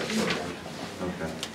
One of the things, even as far as the court case, and having a court case isn't necessarily the greatest of things to have to be thinking about, but one of the silver linings even associated with that is there's no injunction involved, which means that at least at the initial stage, the court didn't see jeopardy imposed on MGM by allowing this to go forward. So that at least allows for continued progress while the court case works itself out, however that may be. Yes.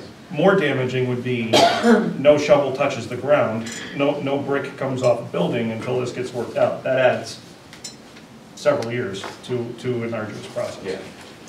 That did not happen. So that, to me, indicates somewhat solid footing for the case brought by you guys. And the state of Connecticut. And the state of Connecticut. That's the other part. partners. So the Attorney General issued his opinion, Andy, reaffirming his position from last year, but at the same time is still representing the state of Connecticut in federal court over this. So Yes. we're moving forward. One thing that has made me wonder a whole bunch of times is that when it was originally, when they originally did not act in 45 days, the MMCT said that because they didn't act in 45 days, they had waived their rights to reject. That was tantamount to approval. Correct. Now, as Jason points out, that was a year and a half ago. I'm being facetious, but it was a long time ago. Yes. That's what the basis of the suit is, though. Yes. That is what the lawsuit is the state is saying that the BIA did not act in accordance with federal law, and the remedy is that they need to affirm in the CFR that it is deemed approved. And I understand that, but my point is, what has happened to MMCT's position that it's approved?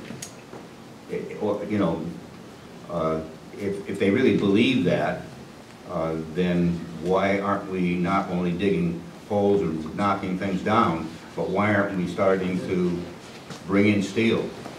So I'll defer to smarter people than I who are attorneys in the state of Connecticut's attorneys. But realistically, I mean, the state statutes from 2017 require publishment in the Federal Register to deem it approved. And so that's what we're waiting on, and that's what those 45 days that we're talking about in the lawsuit are a matter of. Amy, why we're not seeing steel is there's some permitting that has to be done. There's some actual Well, I planning. understand that, I'm being, a little bit Yeah. facetious on that, but why are we not proceeding like we're gonna go do it? And maybe they are. I think they are. But my point is that they made a very specific point out of the fact that the lack of disapproval meant approval. Yeah. And that they were, and at that time, they said they were prepared to go forward, whether they had any further, dissertation with the Bureau of Indian Affairs or not. But it appears as if they backed away from that position. Again, I leave it to the lawyers to explain the technicalities of it, but I do think there's two different 45-day time periods, and the important thing per Connecticut statute is the publication in the Federal Register, and that's what they haven't done. The first 45 is to approve, deny, or by virtue of not approving or denying, it's deemed approved, and that's where, to the point you're making,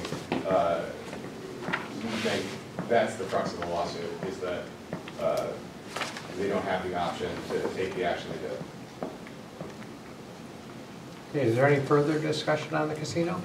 I noticed you got a ordinance here.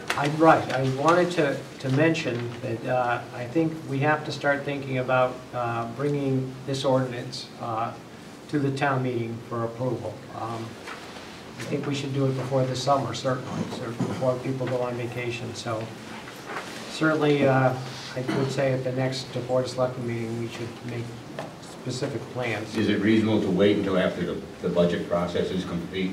Or, there's going to be a lot of I agree. a lot of work on the part of a lot of people to get that budget finalized, particularly the Board of Finance. Board of Finance. The second June meeting, the budget process will certainly be over. Yeah. I noticed We should be targeting sometime in June, I think. Okay. And that would keep us away from the budgeting process, which is, from a guy who's been on this board for 5 months, sounds like a pretty big deal. It has been a big deal. I thought we were gonna have a sentence in there, it goes through here where the monies are gonna be used and this and that. But I thought we were gonna have a line in here, and it was gonna say, and for the betterment of the people of East Windsor. Well, Didn't we talk about that before? Quality of life. Infrastructure, public services. The sentence just above where you wrote. Yeah, I know. So we did approve that, so. Okay, is there any further discussion? No. Okay, we'll move on to the next item, which is the RFP for an attorney. Before we start that, Bob, Yeah. is it proper for me just to, I'd like to spend a couple of minutes just saying something, which I think is important. Yeah. I read an article in the Journal Enquirer that had to talk to two issues. One was any fees, any penalties that we would accrue from terminating our current law firm, Bowman & Coleman. The second one concerned me more.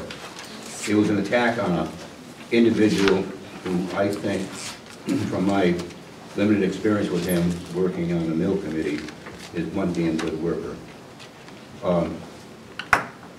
It bothered me, Jason, that you got involved in a discussion in the paper about the cost of termination, because we never talked about terminating this company. No, We have never talked about terminating them. Oh, that's not true. I have never been involved in a conversation about That's that. true.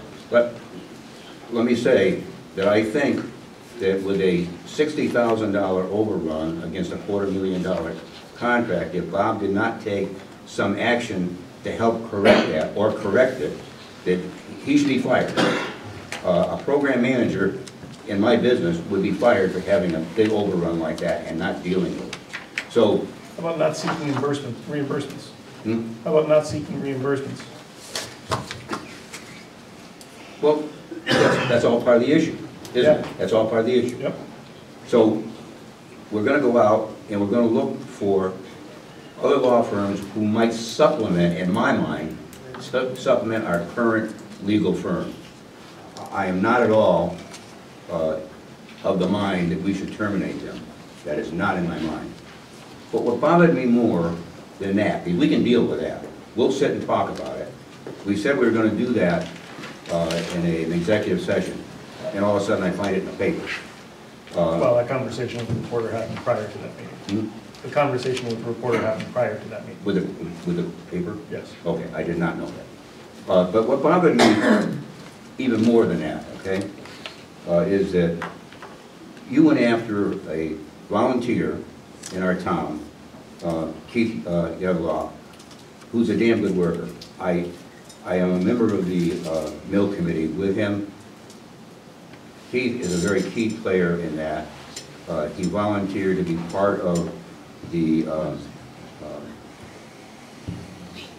study committee for our charter, and I'm sure that he is a major player in that also. Board members have no business going after individuals. That is wrong. It is unprofessional. You should not have done that. You should not have done that. So, You can go after me. That's okay. I don't care about that. But as a board member, I am on record as indicating that I believe the fix is in. but I don't think that if Keith's smart, he ain't gonna touch this thing, okay? We'll see. Okay. But you should not go after him as a board member. You can go after him as a private individual, that's okay. But you shouldn't go after him as a board member. That degrades our board, and I will have no part of that. And I don't know how the other people in the board feel, but I think you overstepped what you should have said in a paper about Keith. That is just plain wrong. Well, that is certainly your perspective to have. It is indeed. And I don't know the rest of the board, I don't know the rest of the board feels. I'm sure you do. I concur with No, I don't. Andy, and I think that when it comes time for a vote on this RFP, I think you should recuse yourself. No. Jason, let me say this. Bob, I thought we were not supposed to be criticizing individual members of the board. That's your rule. How often are your rules going to apply? Jason, let me say this. So, not right now then. Let me say this. With that, when I read that in the paper, that the fix was in or whatever, I said, my gosh, if I vote for Keith, that's gonna reflect negatively on me like I'm part of the fix. So you really put me in a very awkward position by saying that. And you've actually kind of made it difficult for me to just have an open mind. I'm not criticizing you, I'm just saying I didn't know. That's fine. So anyway, are we through? I'm done. Okay. Everybody get their licks? Yep. I'd like to say something, but I'm not going to. I'll keep quiet tonight. Hey, let's not have video. Thank you. Okay. This RFP, we've kind of dissected it quite a bit, and I in that folder I gave you, the blue folder, I put the latest version, and it says new at the top. And I'd like to go through the changes we made from the one that says old, and I hope this is the final version. And these are the minor changes that were made between the old and the new. On the top of page 2,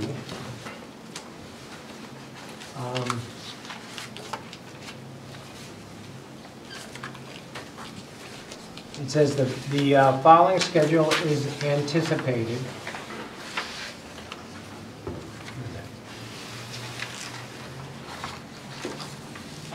And then it says, then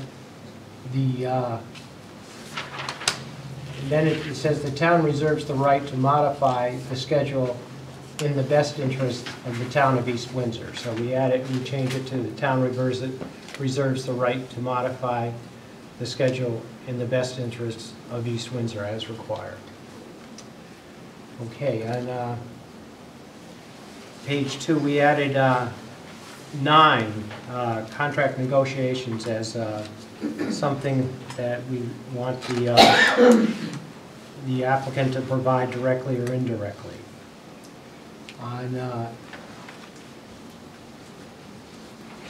Where is that? That is on page 2. The thing that's numbered 9. Mine goes to 8. Add a 9. Oh, added 9, that's why it's not there. It's Yeah, not, well, it's not there. But you're reading old. There's 2 versions. I have nothing labeled here. On the front page. In the blue folder. Yeah, I got this out of the blue folder. I have, do you see new one there? There's nothing labeled. Okay, number 9. I don't have anything with new or old written out. There's 2 of these in here, it says old on one, And there's new on the other. Yeah, but it's not labeled on mine, Steve, is what I'm saying. So I'm looking at nothing. All right, well, It's consistent. can somebody give Jason one that says new on it? Here, you see, look at that, see if I'm missing it. How about, can we borrow yours? So Andy gave me his. Yours is the same. This is not updated. Thank you.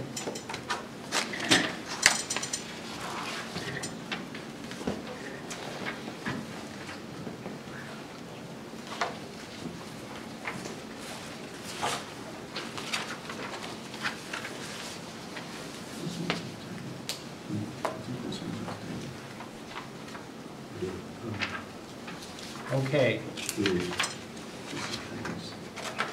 So you found number 9. Yep. Okay. Then the next change we made is on number 3, in the next section. We added, Thank you. in addition to monthly billings, the contract shall provide weekly actuals for assigned tasks. And that's the last sentence.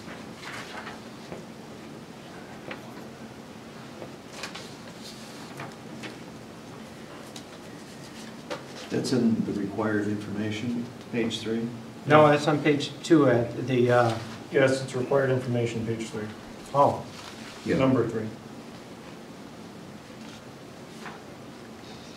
The last signature. Yeah. okay, you're right, I stand corrected. And then we added, let's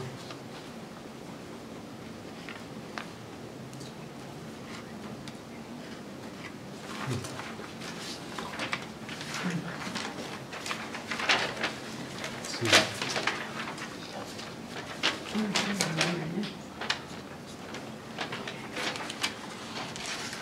Okay,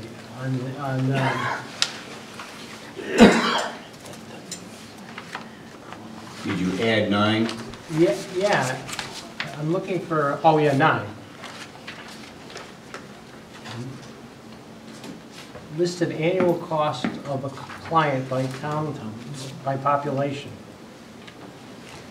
I'm not seeing that. Oh yeah, that's 7. Actually, we added that's number 7 on required information. Okay. And the number 5 on required information, we said, please provide a summary of annual revenue.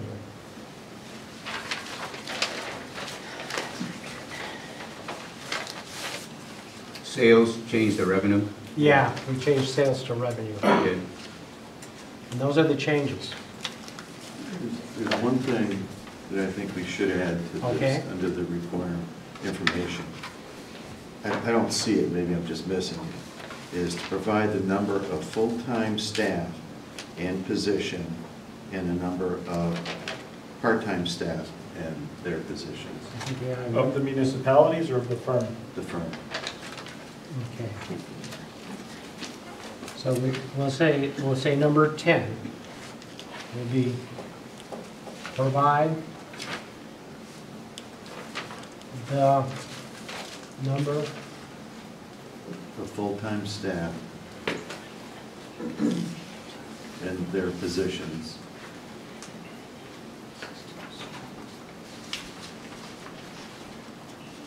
And the number of part-time staff and their positions.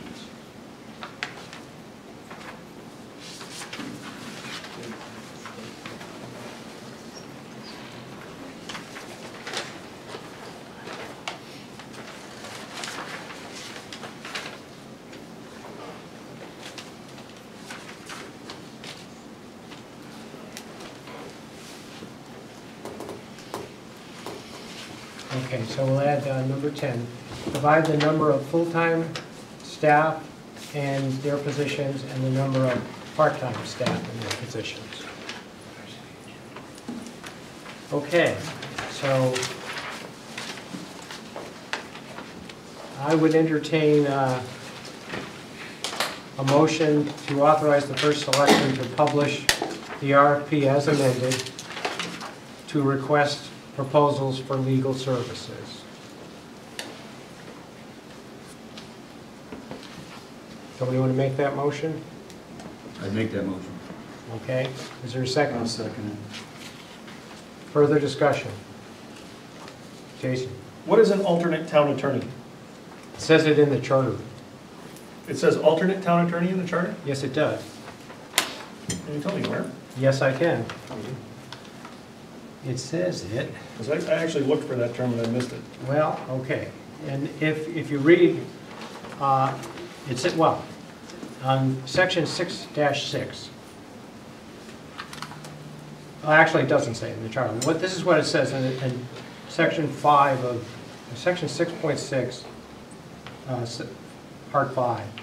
In special circumstances or for investigation purposes, the Board of Selectmen if the Board of Selectmen deems it advisable, they may provide for temporary employment of counsel other than or in addition to the town council. So that an alternate attorney would be someone in addition to the town council. So is this a special circumstance or is this an investigation? I would say this is a special circumstance. And what is that special circumstance? Which the attorney's costs are out of control. That's one special circumstance.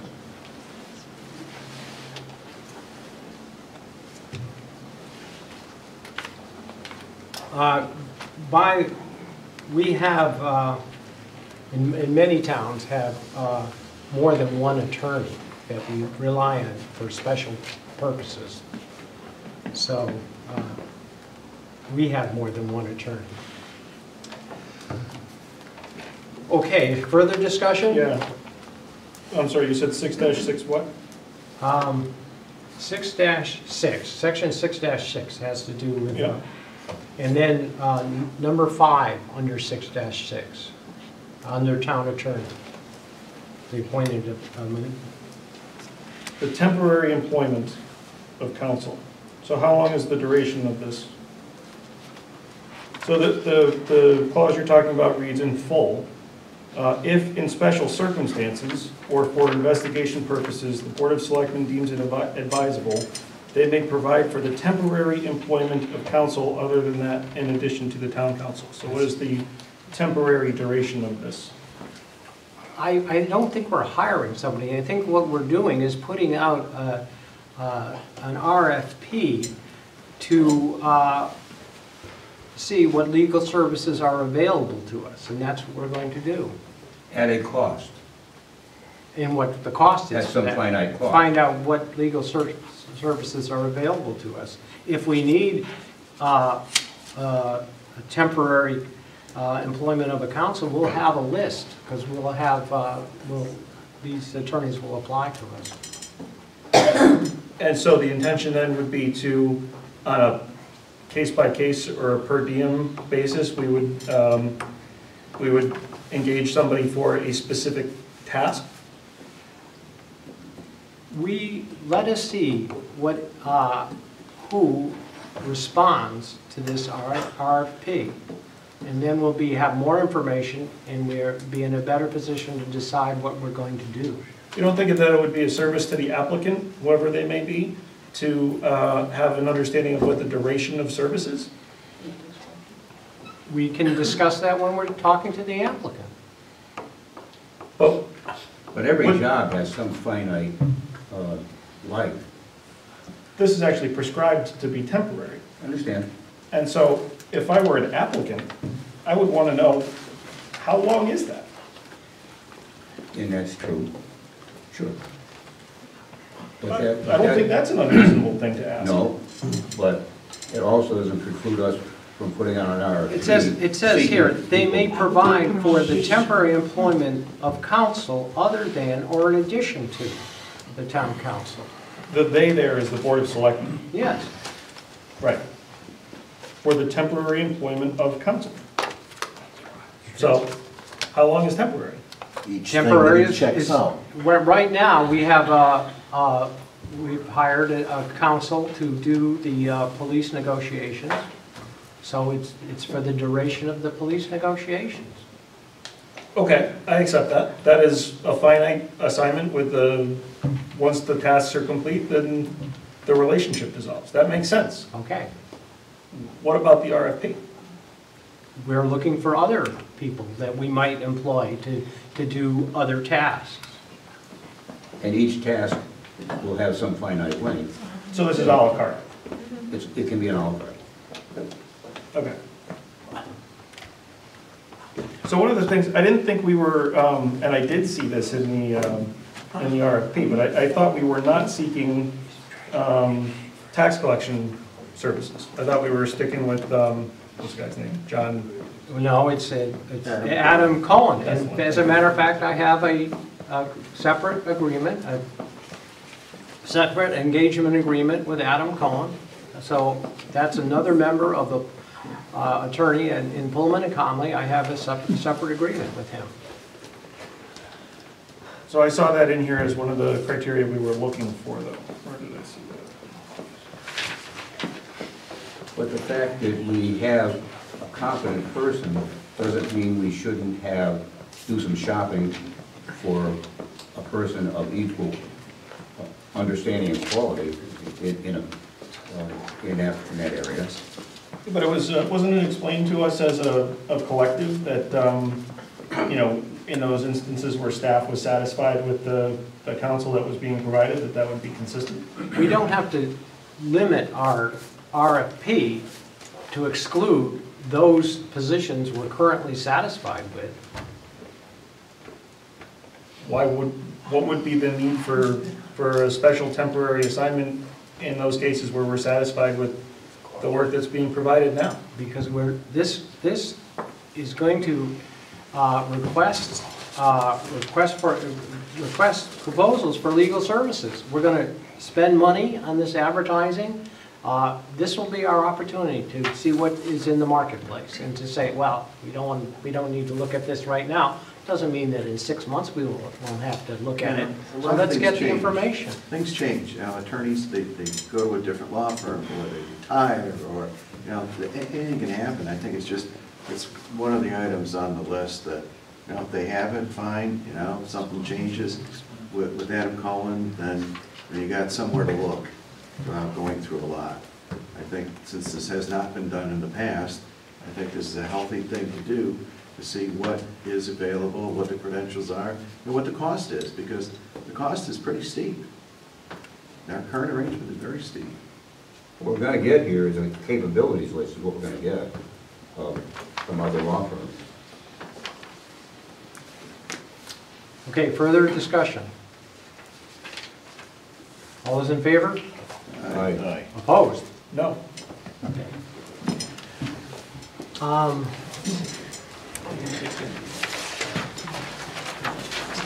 All right, new business, charter revision study. It's like greatest hits.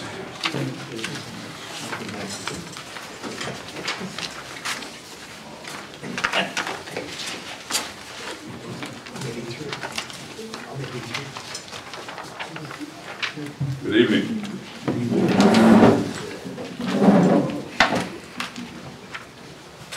This is our copy of the charts that we'll have up on the screen.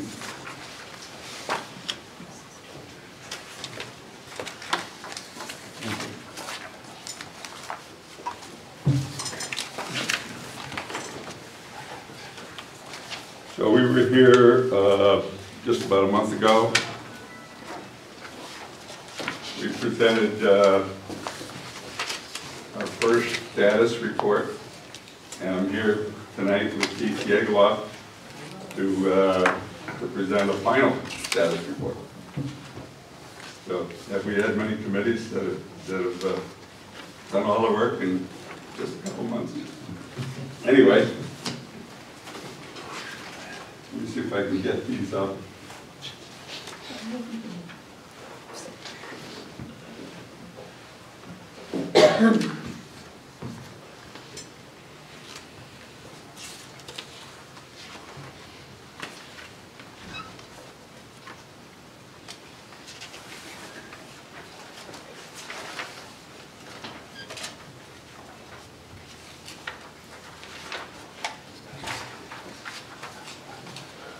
We really need to upgrade our system.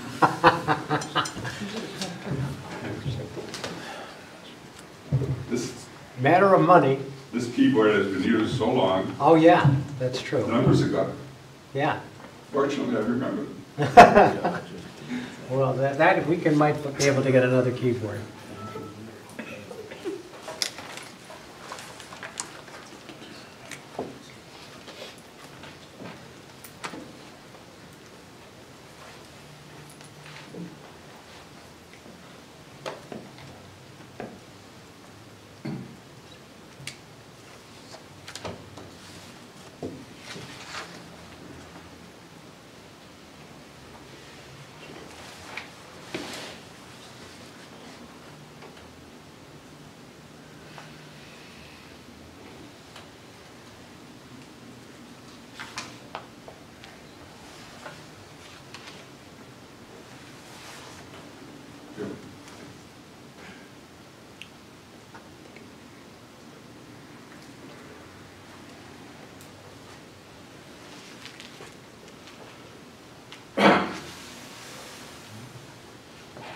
You are. John, I'm not sure I'm young enough to wait for that thing to come up. Yeah, yeah. How about left, right clicking, maybe you can say open. Let's go with Oh, it's good. Oh, it's coming. You guys need to put this in budget commission. Why? I think it's in there with a 6.2% spending increase. The black signs will fix that. Do what? The black signs will fix that? Yeah, the 6.2%. Yes, they will. So you pay. Ah, Okay, here we are. So I'm here under your request with Keith, and we have a relatively short presentation, only about 8 charts.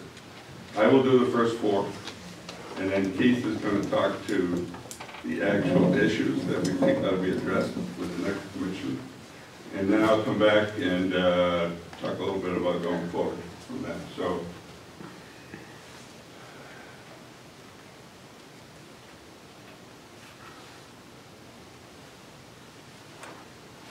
we operated under these objectives. We wanted to improve government structure, improve operation efficiency, improve checks and balances, voter participation, and improve voter rights. So all of the things you see when Keith presents, keep these in mind as to how we're addressing those. Now, they don't all go, some of them conflict. If you improve voter participation, you may have an additional referendum, which might take away from government efficiency, but it's going to be a balance between all of those. So who's on the commission? These are the current members. There's 10 of us. Bonnie is an alternate. And Bonnie had, well, Jack Manette removed his name, and we added Bonnie as an alternate, as a regular member. But the appointment authority for that would have been through the Board of Selectmen. Under this committee, the committee would make that decision to move them up. No, that is absolutely false. Well, So the establishment and the appointment authority rests with the Board of Selectmen. I would think studying the charter, that would be clear. This Charter Revision Study Commission is not covered under the general statute. It's something that we created here. It's covered under the charter. And it says Charter Revision Study Commission. Right, Notice the word study underlined. yeah. You don't see that in the charter. But it's a commission that was, it was a committee that was created by the Board of Selectmen It's with a a precursor committee, it's not a commission, precursor committee to a charter revision. I don't think it makes much difference if Bonnie is a member or an alternate. Yeah, I think you should know that everybody participated like board members, and we only took votes on adjourning the meetings and on approving minutes, and the alternates didn't vote. But everybody that was on there had the same ability to say everything. We didn't treat anybody differently that was on there, but they didn't vote there was no voting that they did. Same way that when the public came in, they had the right to say anything that they wanted. So that was an error. We should say that she was an alternate. But she was treated like a. That's fine. Okay. So to just summarize the activity, we've been through 7 meetings, starting out the first meeting trying to solicit ideas for changes, and we were surprised that there were 25 of them submitted. Subsequent meetings reviewed local forms of government in Connecticut, and I'm sure you're familiar with the whole Selectman Town Meeting Forum, which as a group, we were unanimous about wanting to retain that for our town.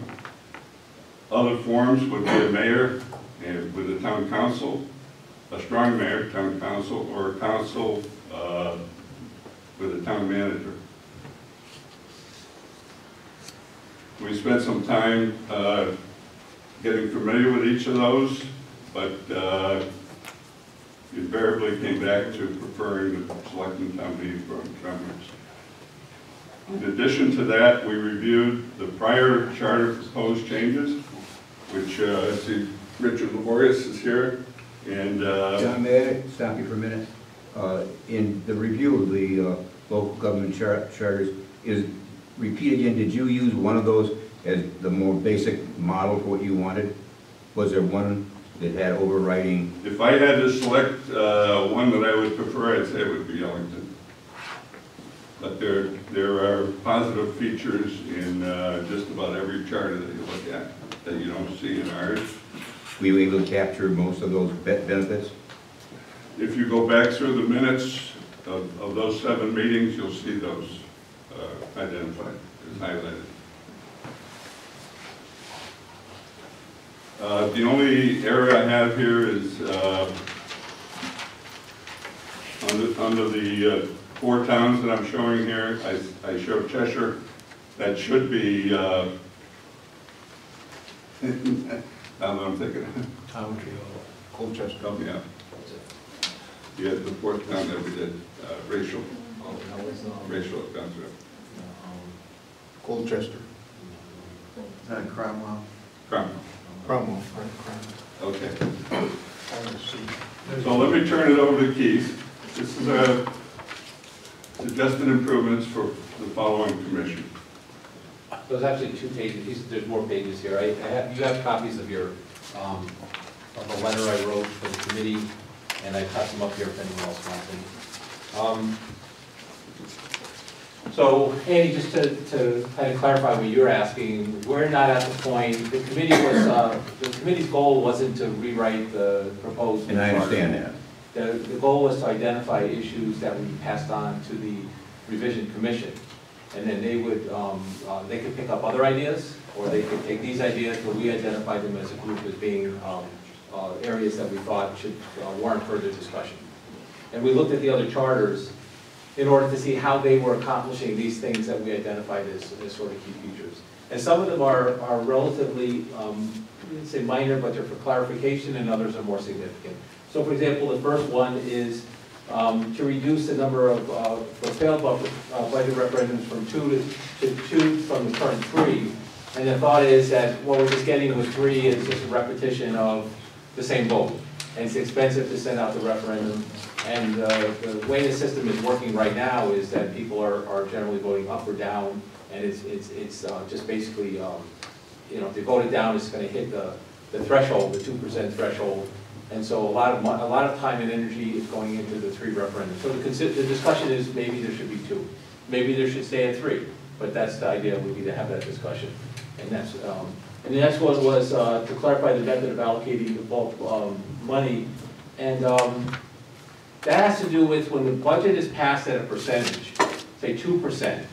Does the charter say that 2% gets allocated across all the budget areas equally? Or does that mean that the final budget is 2% and then can go back for reallocation? That causes a lot of concerns for departments, for example, and staff, and for you as Board of Selectmen, about what's going to happen with that money once it's allocated by way of vote. If the taxpayers are going to vote and it's going to hit, say, 2%, or let's say they vote for 3%, or whatever they vote for, does that get allocated equally across departments? If you want to reallocate, you go back, you have a procedure for doing that, to reallocate, rather than just going back and automatically somebody can reallocate it, like the Board of Finance would reallocate it any way they want. So one department can get 9%, another department can get cut by 4%, and the taxpayers don't have any say when they vote on the referendum on the number as to how the allocation will go. The third idea is to discuss to change the budget default percentage. There was discussion, should it be 2%? Should it be 3%? Should it be 1%? Should it be 0%? But there was enough people in that group that thought that that was an important issue that people were wanted to look at in terms of whether the current 2% is the right target number. There are a number of ambiguities in the charter. We want to see if we can get it into Muni code so you can search online ordinances in the charter, and it's an easy reference, and it's all codified where the state statutes will be identified, and we want to clarify that. Right now the charter just says pursuant to state statutes. Nobody can understand where to go from the charter, any charter provision, to understand where you're looking. You have to be a lawyer, or you have to know how to do it, to go look at what they're actually talking about if you want to go back to the state statutes. John, why don't you go to the next one? Okay, and then right now the charter has a requirement for narratives, for boards and for departments to provide narratives that are supposed to go out to the voters. It's not happening. It's actually not happening in the budget process the way that it should be happening. And so we wanted to make it more clear about what the charter requirements are and set steps in the charter that are must-dos in order to get the narrative, requirements in order to move the budget process along. One of those requirements is going to be that the narratives must be produced and they need to go out to the voters. The narratives are the highlights of the increases and decreases in the budget so that the voters can understand what they're voting on and why the changes are occurring. Right now, it's really not going out to the voters, and the budget process, when you sit down to go through it, you're not getting narratives either. And the charter requires it, but it needs to be clarified. Then we talked about previously, there are inconsistencies between the police commission and the charter and the ordinance, and they need to be rectified.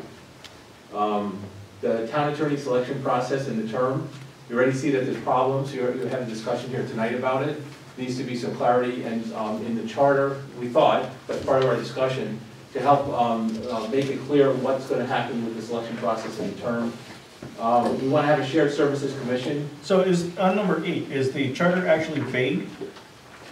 Charter what? Is the charter vague on that? The charter is vague, yeah. The charter doesn't have clarity as far as the term, when the term begins and when it ends. It should say, for example, it's concurrent with the term of the Board of Selectmen. It doesn't say that.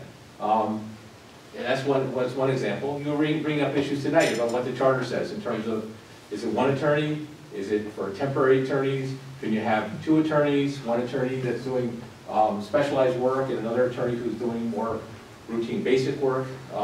That's not clear in the charter. Yeah, that just, well, seems more like a recommendation than an area for discussion, but. Well, we like to pass along for further discussion. It's one of these issues that's causing some consternation and some issues, and those are the areas we're trying to identify for clarification. And others are including, for example, the one I just talked about, the inconsistencies with the police commission. Could I? Yeah. Might I add that in fact, regarding the term of the attorney in other charters in surrounding towns like Ellington specifically states that it's for the duration of the board when the board changes. So I think it's good to put that in there.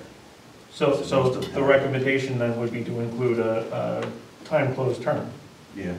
But that exceeds the charge of the commission, or the committee, the study committee. The charge of the committee was, in particular, to examine if a charter revision commission, to determine if a charter revision is needed, and if a charter revision is needed, list the specific areas that should be addressed, not to address the specific areas. No, I was saying we didn't address them. He was just saying that it should be. Well, that's Charlie's opinion about what should happen. We had, I don't know how many members we have, there are 9 members, they all have different opinions. And so we all have different opinions that we have identified. It. My letter says clearly that we think that you should establish the Charter Review Commission, and that these are the areas that we're recommending that you pass over to the Charter Review Commission for further study. I think anyone that thinks that these are decisions, that's wrong. They're not decisions. They're just recommendations for areas for further discussion. And I think Charlie was saying that that's his opinion about what he thinks should happen. Merely that I read that in charters of other towns. That was the point, Jason. And we thought that there's an issue with in order to get a referendum. So right now, like an ordinance goes to a town meeting through your process, for example. But if the public, if the taxpayers, if the voters, if the electors want to force a referendum, they have to get signatures. And right now, the number of signatures is very high.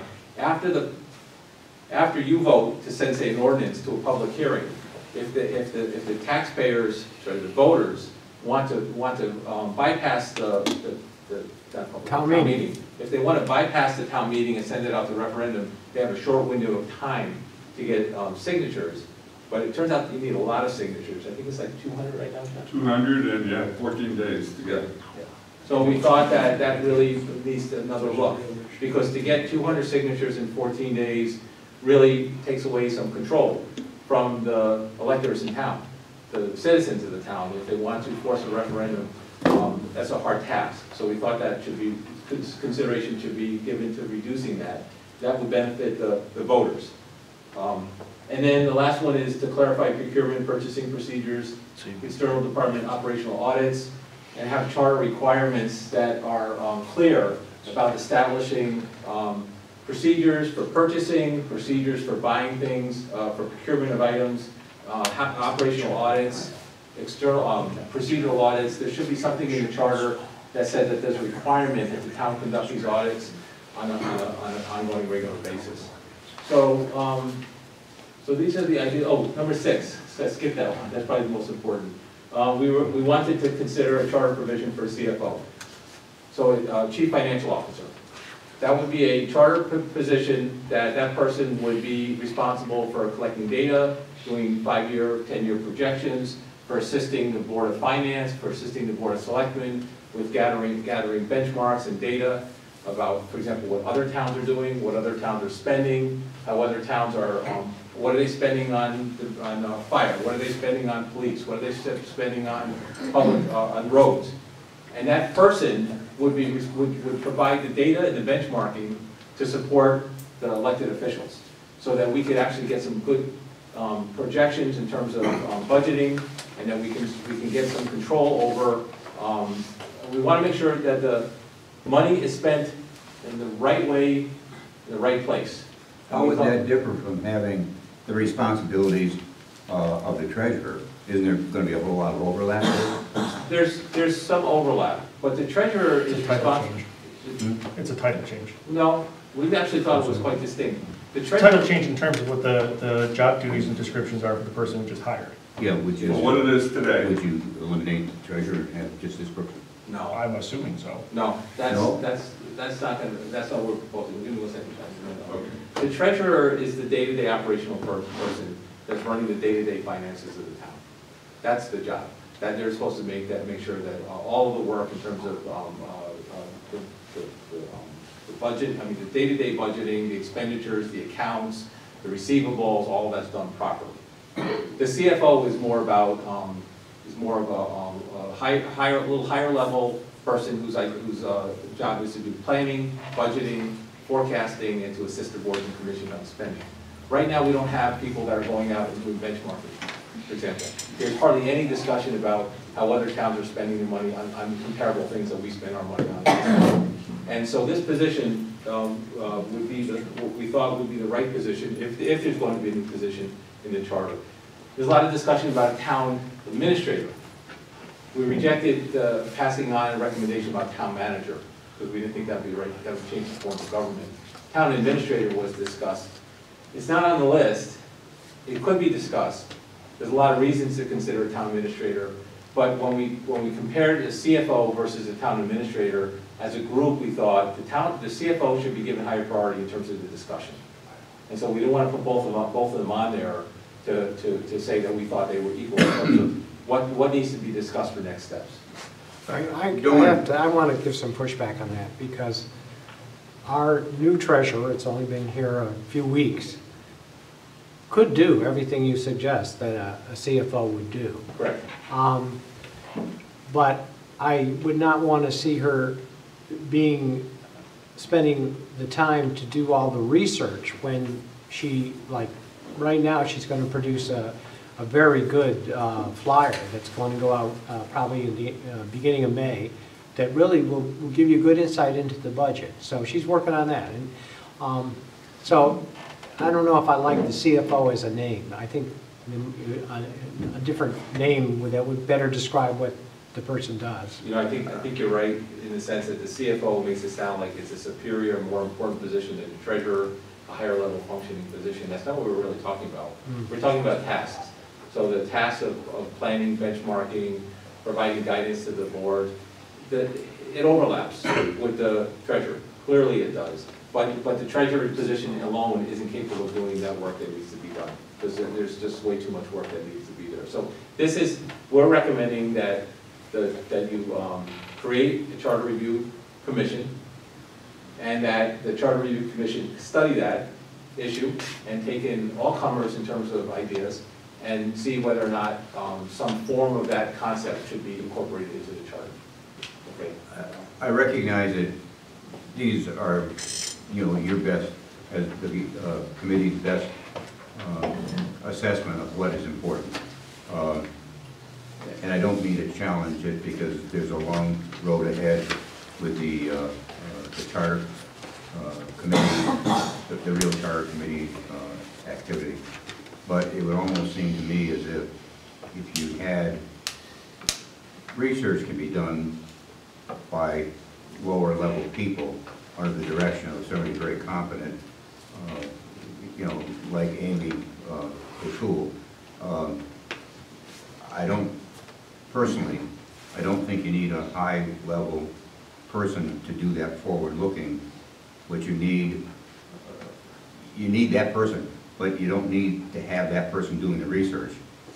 You could have someone like her as the town treasurer direct people who are getting paid much less than she is to do the necessary work so that she can put together the information. Right. I think the concept was that this position, whether it's treasurer or another position or a hybrid, needs to be able to provide a continuity to the boards and commissions. So you guys get turnover, men and women get turnover every couple of years.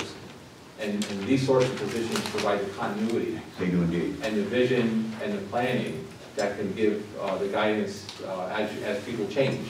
And as you need more information, they can provide that. So fundamentally, we want a position that would be there to help assist the boards and commissions with continuity in terms of benchmarking and long-term planning.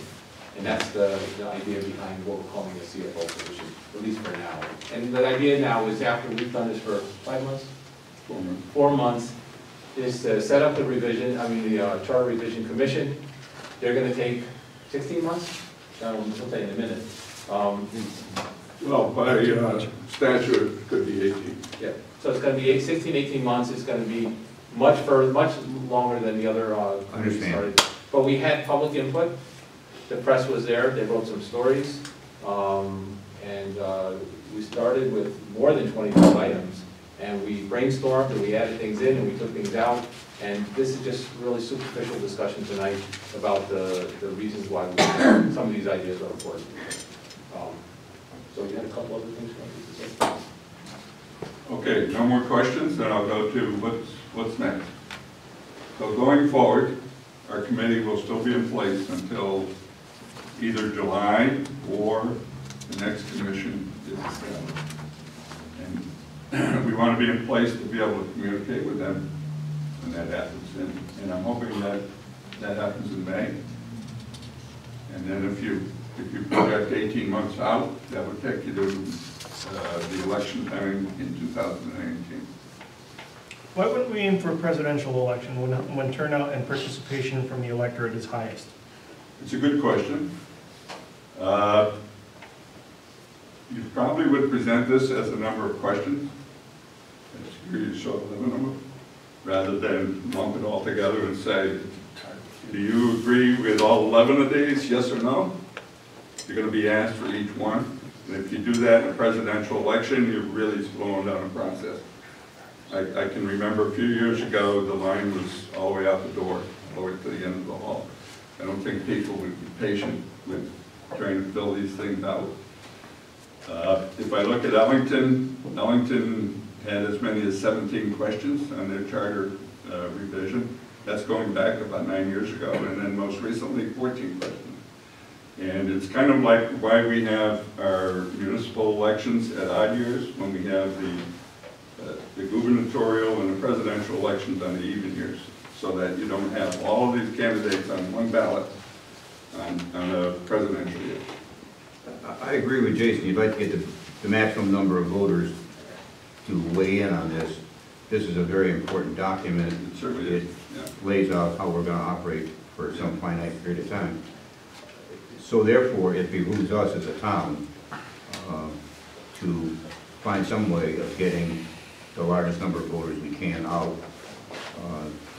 to participate in this thing. Which would be to line it up with a gubernatorial or a presidential year. Well, It certainly does. in your municipal election, you're electing the most important officers in town. Why wouldn't you do it at a time when those people are out?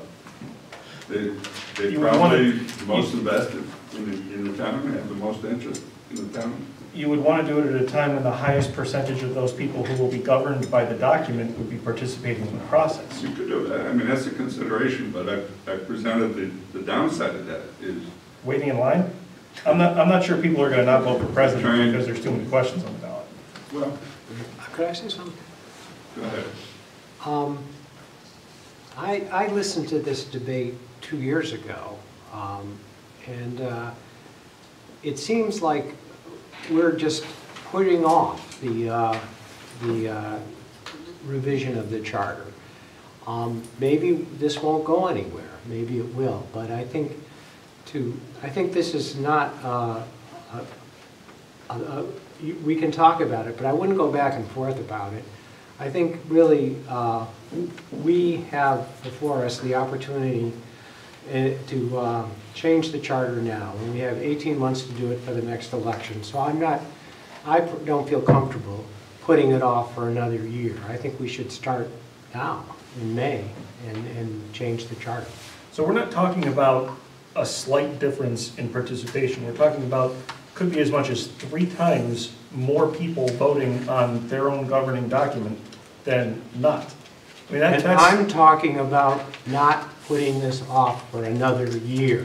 Which means we might not even do it. Let's do it now.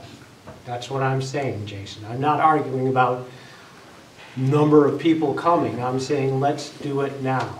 Well, number of people coming is very substantial when it comes to representation. It's substantial to you, Jason. It's not substantial to me. I think this town is mature enough to come and vote on a charter that's meaningful to them. I don't think we have to cater and try to entice people to come and vote on a charter. So I don't think the number of people who might show up at a particular election is a significant point to stop us from putting forth this charter. That's my opinion. The maximum number of people we can get is certainly important. It really truly is. And with the help of the press, maybe we can just plain make it something that gets into the paper so damn often that they, you know, they recognize it's important. And so the Journal Enquirer could help us with that. Yeah, that's a good point, because if you can accelerate the turnout even on the municipal elections by getting people interested to come out, for example, because their charter changes, that benefits the vote for the municipal election. Personally, I think that people have a responsibility to make a decision whether they're going to vote. You put the issues before them, you put it on the ballot. If they want to vote, if they're concerned enough as citizens and they think it's important, they should come out and vote. And if they don't come out and vote, it's not on you, it's not on me, it's on them. So whether or not they come out for the interim elections or they're only going to come out for the presidential elections, that's a personal choice. But every election that comes up is important for the town. It puts you folks into office. It does things like the charter revision comes up. There's other issues that come up on the votes. So to me, I think if it's important enough, people will come out and vote. If they don't consider it important enough, then that's their problem. That's not your problem. And so I kind of agree with Bob, although getting more people involved is always better. But if they don't want to come out, that's their problem. However, there must be ways of doing that. Right. In the issue of the casino, we had no shortage of people. Somehow that generated interest. Exactly. Now, it was in the paper, the Current, and the Journal Enquirer. People knew about it, they wanted to participate, they wanted their vote to count. Exactly. And if we can get that same kind of interest in the charter, which is really important to this town, then we can get large participation. That's a good point, Andy, and I think, you know, so if we're doing this, I think it'll run that course to get people out to do that. There'll be campaigns to do it, because it'll be important. That's a separate issue, but it's an important one, and it has nothing, it really doesn't have anything to do with timing. Jason's right, presidential elections are better because people just plain turn out for those kind of elections. However, there is no reason we can't stir up enough interest by telling people how important this is to their future.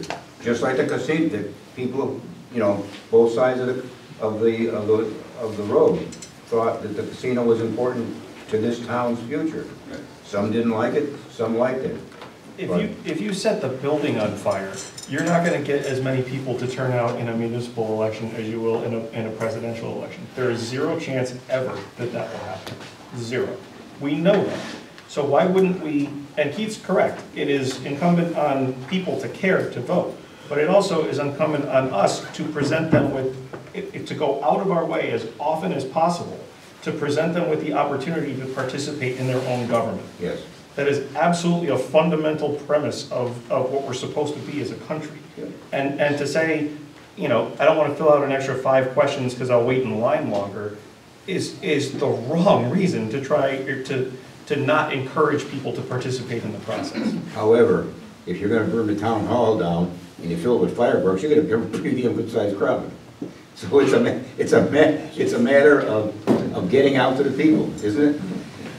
And so with 20% voter turnout in a municipal election, you move the needle 3 points. And so now you're at 23%, assuming that everybody's rowing in the same direction. You think that's the best we can do? I for sure would bet you can't hit 30.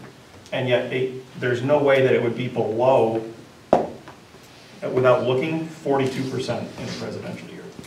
I mean, that is a substantial increase in people participating. You're talking the difference between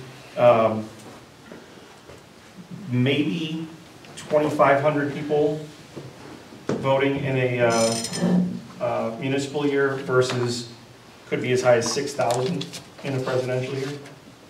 I mean, what do we have? We have almost 8,000 registered voters, give or take. So what's 60% of that? 4,800. 4,800. Yeah, so you're talking 4,800 versus 2,500. That's double. That's representative. You also have state statute on your side, on the side of voting sooner rather than later. It has been 10 years since we have voted any questions about the charter. It's been 10 years.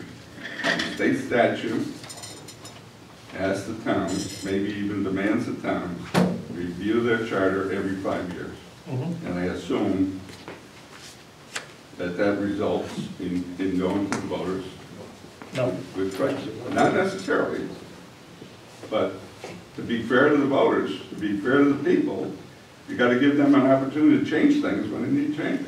So we reviewed the charter most recently If 3 we years ago, move it right? to the presidential election, what are we, 2, 3 years off? Yeah, so you're talking 12 years before, and we know there are things that need to be fixed. Let's fix them. Let's make sure everybody has a voice in fixing them. Our job will be to promote it, to advertise it, to let everyone know we're here. It's your responsibility to come out and vote. Okay, Let me go one more chart. okay. So here's the timing. If you look at state statute, they lay out an 18-month process. If we begin in May, we're required to have the revision commission is required to have 2 public hearings, one at the start, one at the draft proposals. After that hearing, you go to, those proposals go to you, the Board of Selectmen, and then the Board of Selectmen is obligated to have a public hearing, and there's times defined in the statute that you have to allow yourself. 30 days here, 45 days there. And then you reach a point where, okay, we're happy with what we have, then you have to go to the state secretary of state for approval of those questions. And that all has to be done in time that you can print a ballot and have it ready for voters in November. So that's a rough sketch of what the schedule would be. Okay, well, That's my last chart. and then, so, I think you guys have done a good job. Thank you. It's a lot of work. We're really happy with the group we have, working well together, some very bright people. They bring a lot of outside experience. We did a little poll and they've lived in 21 different towns. That's not counting when you were a kid, but you know, as adults for at least 2 years, 21 different towns. I think moving forward, what I'm thinking of doing, and maybe we can discuss it here, is at the next meeting, the Board of Selectmen can decide what we're going to do. And then at the following, if we decide to do a charter revision, and then we'll have to form, at the, not the next meeting, but the following meeting, which will be the second meeting in May, we'll form a charter revision commission. Don't you have to seek applications to do that? Well, that's what I was getting to. And so I would say that anybody will, at the First Selectman's office, will now accept applications to Charter Revision Commission. And they'll, Excuse me, if... Bob, can we have a point of clarity Sure, on this? sure. You can appoint a committee, you can't appoint a commission. Okay. A commission has to be done by ordinance and town meeting. So are we gonna define what this is gonna be called before we go running off with different labels? Okay, well, the Charter Revision, I think it's called a commission. I don't believe so. Well, let's look. I think Let's look on I the... think the state statute defines your board as the appointing group, the appointing authority. For committees. For commission, for a charter revision commission. Oh, fine. I just wanna clarify it, because I wanna get it clear. It's well defined in section 7 of the state statute. I will look at the label. 7-128.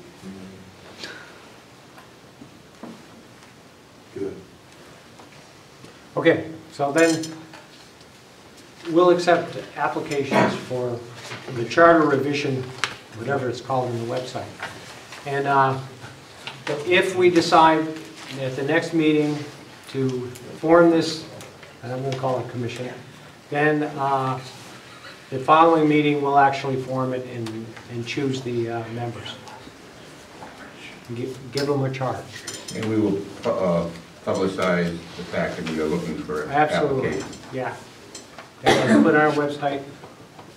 Rich Laborious is here, so we'll say, you know it, that now we're accepting applications for a charter revision. Forms in the mail. Okay, moving on to the next. The wellness.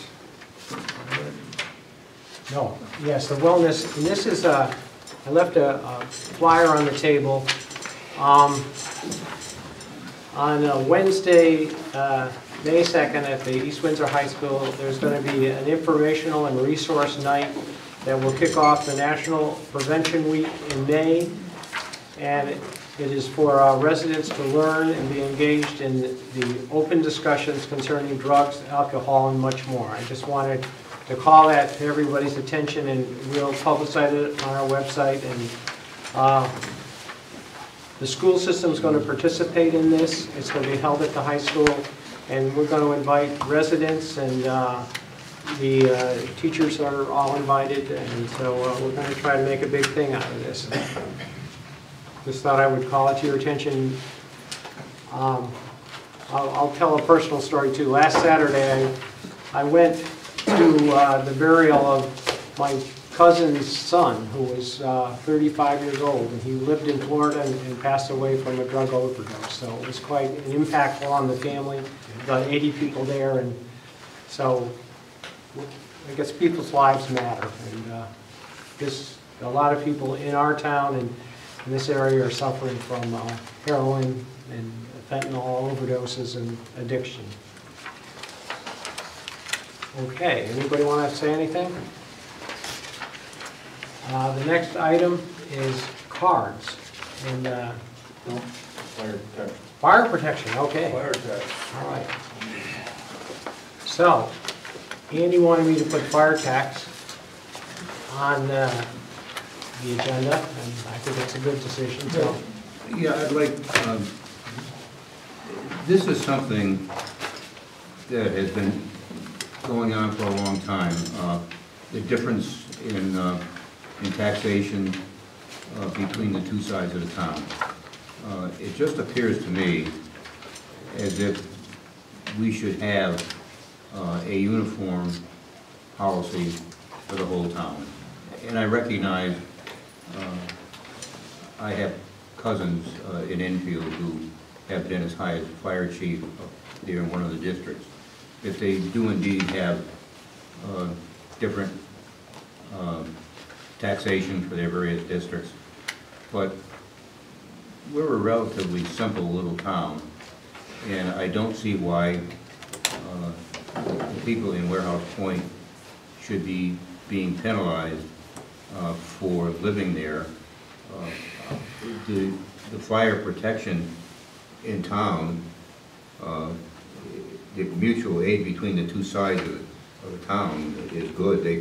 They cooperate if there's a fire, you know, if required. The Warehouse Point Fire Department runs as fast as the Broad Brook and vice versa. So from an operational standpoint, it apparently is relatively easy. People know what to do, know how to do it, and they do it well.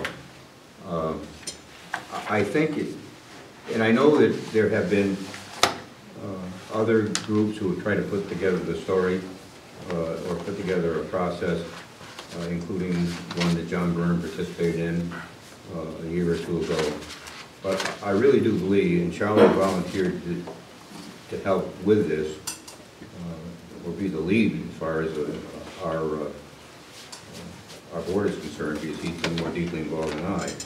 But I really do believe that if two of us got involved, if we could get the two chiefs together, and I really do need, I think we need participation from voters. on each side, maybe just one from each. I don't know, you know, from what Bill was saying, I guess, people over there don't hardly care about it. When you get a 28 to 1 vote or 27 to 1 vote, it doesn't seem like there's much interest in turning down the budget request. So I'd like to volunteer, and Charlie did with me, to try to put some logic to this, some sense to it, and try to make this thing something that the town can say done. And we should start that soon, but what I'd like to air with the board is, do you think that we should have participation from some smart, just plain old voter who pays taxes? Well, I think this is good. I think we should really, I personally believe that it's inequitable. I don't think it's fair, and many people say that, to tax the whole town for the Broadbrook Fire Department and half the town for the Warehouse Point Fire District. On the other hand, we did have a committee that went right through this and studied it. And on that committee, we had members of fire departments and 2 residents and myself and Dale Nelson, so 2 people from the Board of Selectmen. And we came to the conclusion that we thought it would be good if the whole town was one fire district, but we didn't pursue that. And maybe things can, maybe you should look at the possible ways to achieve equitable distribution of the fire tax. And so I think it's a good start, and I certainly will help you. Is it worth continuing that activity, to pursue this and bring it to some closure? I personally believe it is. Yeah, I do. I've been a liaison to the fire department since coming onto the board, and there is discussion, as you know, in Warehouse Point and Broadbrook, they had some discussions, and I think that talking with Andy, that we need to set up target dates here, that looking to have, if we're going to do something, whatever that something is, or nothing, before the next fiscal year, so that you've got a little over a year to kind of map this out and get things together and get things scheduled. Nothing will happen very quickly, but I think if we could do this and first meet with them together and get their feelings in what direction, where do you see the flaws, because they were involved in it before, and let's just sort that out. And if we think it would be helpful to get other townspeople involved in it, once we get those things, the preliminary things together, then we should do that. Okay. Further discussion? I'd say keep me informed and we'll move forward. Okay. How do we get started, I guess, is the question. Do we just contact the chiefs, the 2 chiefs, and say we'd like to try to get this thing resolved in some equitable manner? Well, I'll tell you what I'm struggling right now is I'd like to be involved too. And if we put 3 of us together in the same room working on a project, and that's almost like a Board of Selectmen meeting. So I don't know if we're restricted from that. It's unfortunate.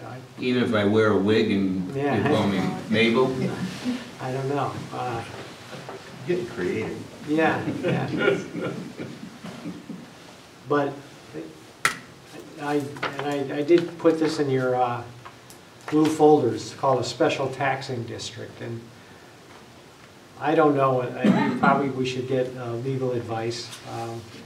And I wondered if we can't make the whole town a fire district, maybe we could make the whole town a special taxing district and somehow make that. Say it again. I believe we can do that. You can do that. Yeah, that was one of the solutions outlined in Pullman's report. Yeah, Pullman and Conley, I think did a pretty good job of analyzing Yeah, this thing. I think, though, their idea was to make Broadbrook a special taxing district. The statute clearly defines how you can establish the boundaries of a special taxing And district. I'm saying, The the special boundaries services would be the whole town. I understand that. I'm saying that those can be defined by statute. Yes. So your powers are enumerated in the general statute. That So might be a you way do to as well. solve the problem. Yeah, but all this is gonna take the people's vote, right? Yes. Never gonna happen, you better get that in your head right Well, now. now, no, what, it won't take, Never I don't. gonna happen. Okay, that's Steve. I don't think the Broadbrook people would vote to help pay for the Warehouse Point necessarily, a majority. You know, the fire department over there came in here and was yelling and screaming at us No. and blaming us for that tax over And there. it was true. Oh, bull. It was not. I believe Bull. it's true. And they've gone up on their taxes, no stopping them, you can't stop them. They can go up another 200,000 again and another 200,000 again. Okay, they can keep going and going and going over there. And when you get 27 people that showed up to vote, which you know were the fire guys, and their wives and the dogs and the cats that voted for this thing, and if the people can't get off their asses and go and vote and get rid of this, all they have to do is have a vote and they can get rid of that fire district if somebody puts it together. But nobody will do that either. So you know what I say? Let them pay down there. If they don't want to get up, turn off the TV and go down and vote, let them pay. Okay. But I'll tell you what, if you guys put this to a vote over here to tax this side of town, all I gotta do is put my signs out and it'll be defeated every single time. I'll challenge you on that. I'll challenge you too on that. Okay, You'll never see this side of town be taxed for fire. we'll see. And we'll see. Let's go. Okay, any further discussion? Okay, so Andy and I will join together to connect with the chiefs and we'll Yeah, inform you of the next steps. on And that. you want to join us in that? I'd like to, but again, That's the board of selectmen meeting. yeah, I don't. Can't. Three selectmen is the board. So maybe the two, maybe one of, huh? Go ahead, what'd you say? No, you guys go ahead. Yeah, okay, so maybe, Andy, you and I can go sometime. Well, I talk was gonna say, if we had 3 people interested, we could certainly alternate so that there were no more than 2 people at those meetings, and you'd have the input of all 3 of us. Yeah, that would work. Yeah, okay. And with Steve's enthusiasm, I'd like to have him be one of the people also. Yeah, you can get the signs. Should be one fire department, East Windsor Fire Department. Right. And that put it together. Okay, well, we made a beginning. I don't want to pay another tax. Pardon? I don't want to pay another tax. We're not gonna pay any tax on this side of town. Should be East Windsor Fire Department. Never gonna happen. It's going to be East Windsor Fire District, and it's going to get levied another tax of 1.5%. Rouse Point's fire chief gets $16,000 a year, Broadbrook's get $1,200. Your assistant chief gets $10,000, Broadbrook's get $500. Okay, well, let's, Next meeting. There are some mountains to be climbed. okay, so let's, can we move on to the next? Yeah. I hope so. Okay, now business cards. Business card. This is important. Yeah, all I want to say is, we're going to give the Board of Selectmen members who want business cards, it says they're a member of the Board of Selectmen, business cards, we'll give you 250. So is there anyone who doesn't want business cards? Me. Okay, so You don't need Andy to will waste get the them money and on that. and I've asked Charlie. Amanda for them, I think they're in works already. Well, I don't believe they are. I think- Okay. Okay, so now they're in the works. Okay. Okay. And approval of tax refunds? I would entertain a motion to approve the tax refunds. I'm going to make a motion to approve the tax refunds in the amount of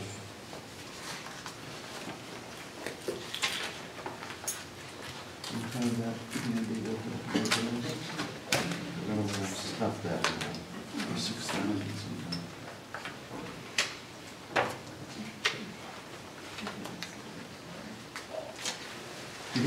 amount, Bob? It's $6,000. I do, it's $6,944.78. Okay, make a motion to approve the tax refunds. The amount is $6,944.78. Second, Second. discussion? All those in favor? Aye. Okay. Now, selectmen comments and reports. So, Andy. The Economic Development Commission met on the 16th, and they approved with minor modification their bylaws. They also discussed continuing effort in collecting data for an economic development website for the town of East Windsor. They are looking at the task of creating a job description for an economic development professional, but that is kind of stopped at this point in time because it did not get through the Board of Finance.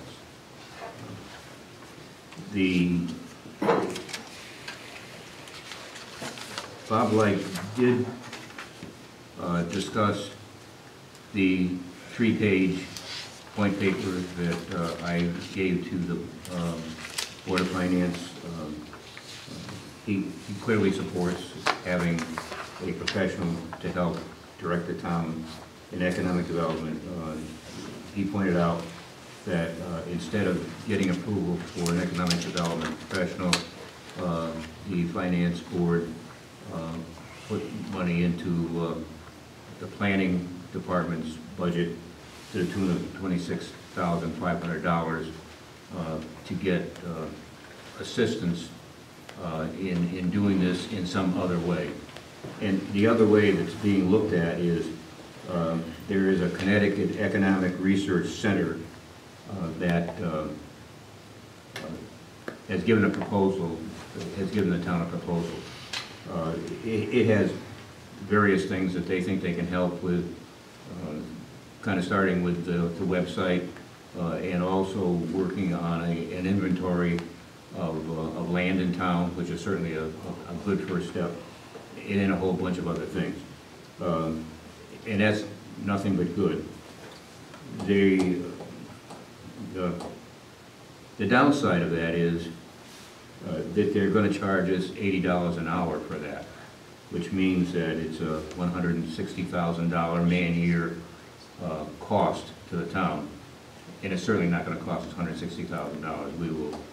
We will use the $26,000 as exponentially as possible to get the kind of help we can and do the most we can for the dollars we have. And once again, I'll say this: I think it's a good committee. It's a better committee than when I was on it 4 or 5 years ago. They work well together. The people who are there have common interests and are going to be a help to make the town better. They really are. They're good people. That's what I have. Is Bob White the chairman? Hmm? Is Bob White the chairman? No, Eric. Moff still there? Moff is still there. I think, Jason, that Bob is probably the most active person. He really is enthusiastic and clearly has more time than Eric. Eric runs a business in Rhode Island, so he doesn't have the kind of time that Bob has. So Bob's a big help, I think. Did you talk, Andy, about the interns that I had mentioned? No, I didn't, and it didn't come up at the meeting, but Charlie had an interesting thought. Could we find interns to help with that? It would be, less costly. The resource center will give us some probably pretty professional help. But I'd be willing to talk to the Dean of School, the School of Engineering at UConn to see if we could get some low-priced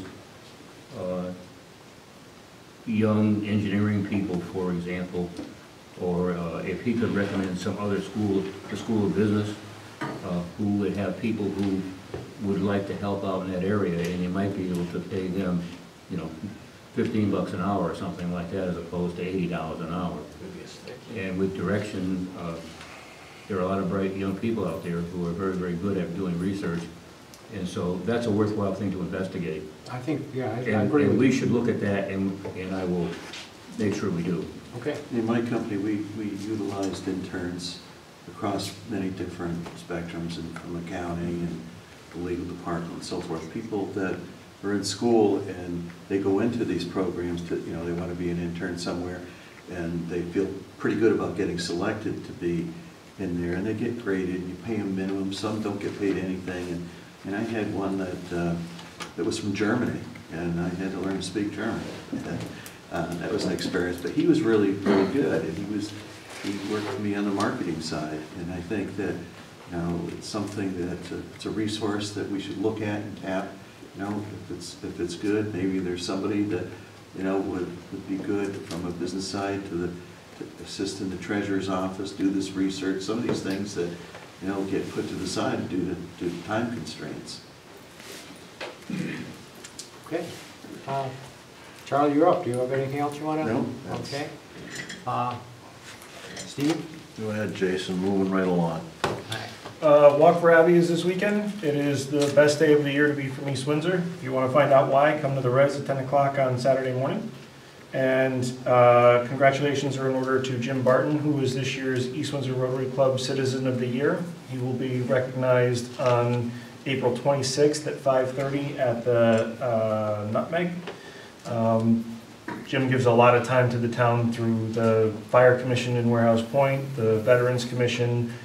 He did yeoman's work in getting the green redone in Warehouse Point, so he's a very good choice, and I wish him congratulations. That's all. Okay. And the only thing I want to talk about is I talked to Chris Davis about the Youth Service Bureau, and that was something he's put forward in a bill, and the bill got out of the Education Committee, so now if it gets through the budget process, then maybe could get some money for a Youth Services Bureau. What was the bill number? Don't know. Well, he said that it's out of, I don't know, the bill that it was part. Don't know the number of it offhand. Okay. So I guess we're ready to go in executive session. Check registers. Yeah, we gotta get the check registers.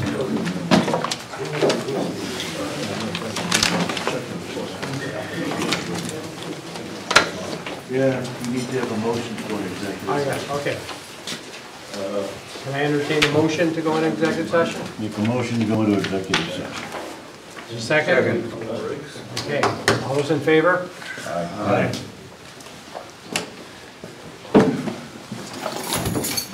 Oh, how's your leg doing? Not so good. Yeah, actually, one better. My knees have been giving me trouble.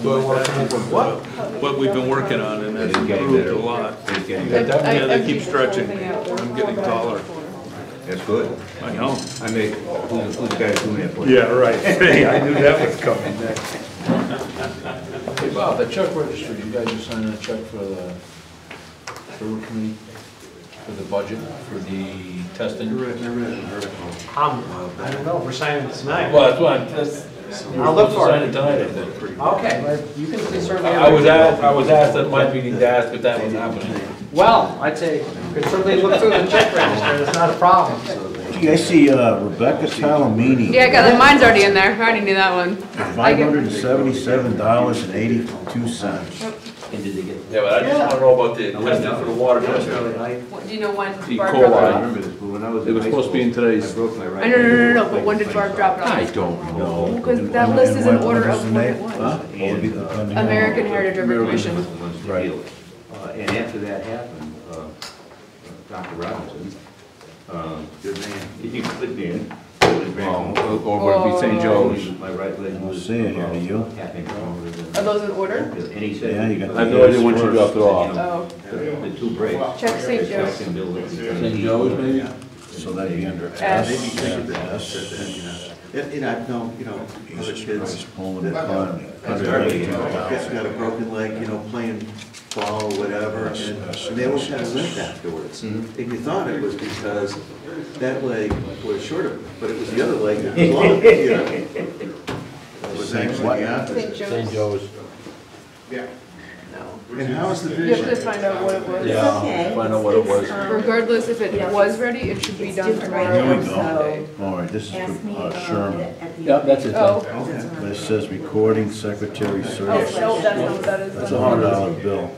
I can't read as closely as I could Okay. with my own vision. How about drive? You have to see when she, It's awesome. And, It's too late to call them. yeah, don't put They're old, they're sleeping by now. what's happened now is. That's fine, Steve. That's, Far whatever. distance. Check the next What I meeting. needed glasses for. We'll find out.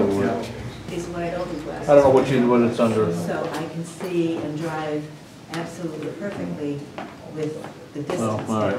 But, Good night, Tom. You know, it's 7 o'clock start time, Tom. Just What? wandering in He has river halfway meeting. through. I have a meeting. Here's river meeting. Yeah, really? Yeah. On Thursday? I'm supposed to go too, but I come here to you guys. Why do you come here? She gave a report. I give my report, and I really You don't have to don't care to come go to every month. I really care to go It's to the in, river. it's the last Thursday of the month. So that's all you're I doing? don't care to go to the You're river. on the mend, you're doing better. Oh, yes. doing better in a lot of ways. Good, I see your father's truck to work, so he's obviously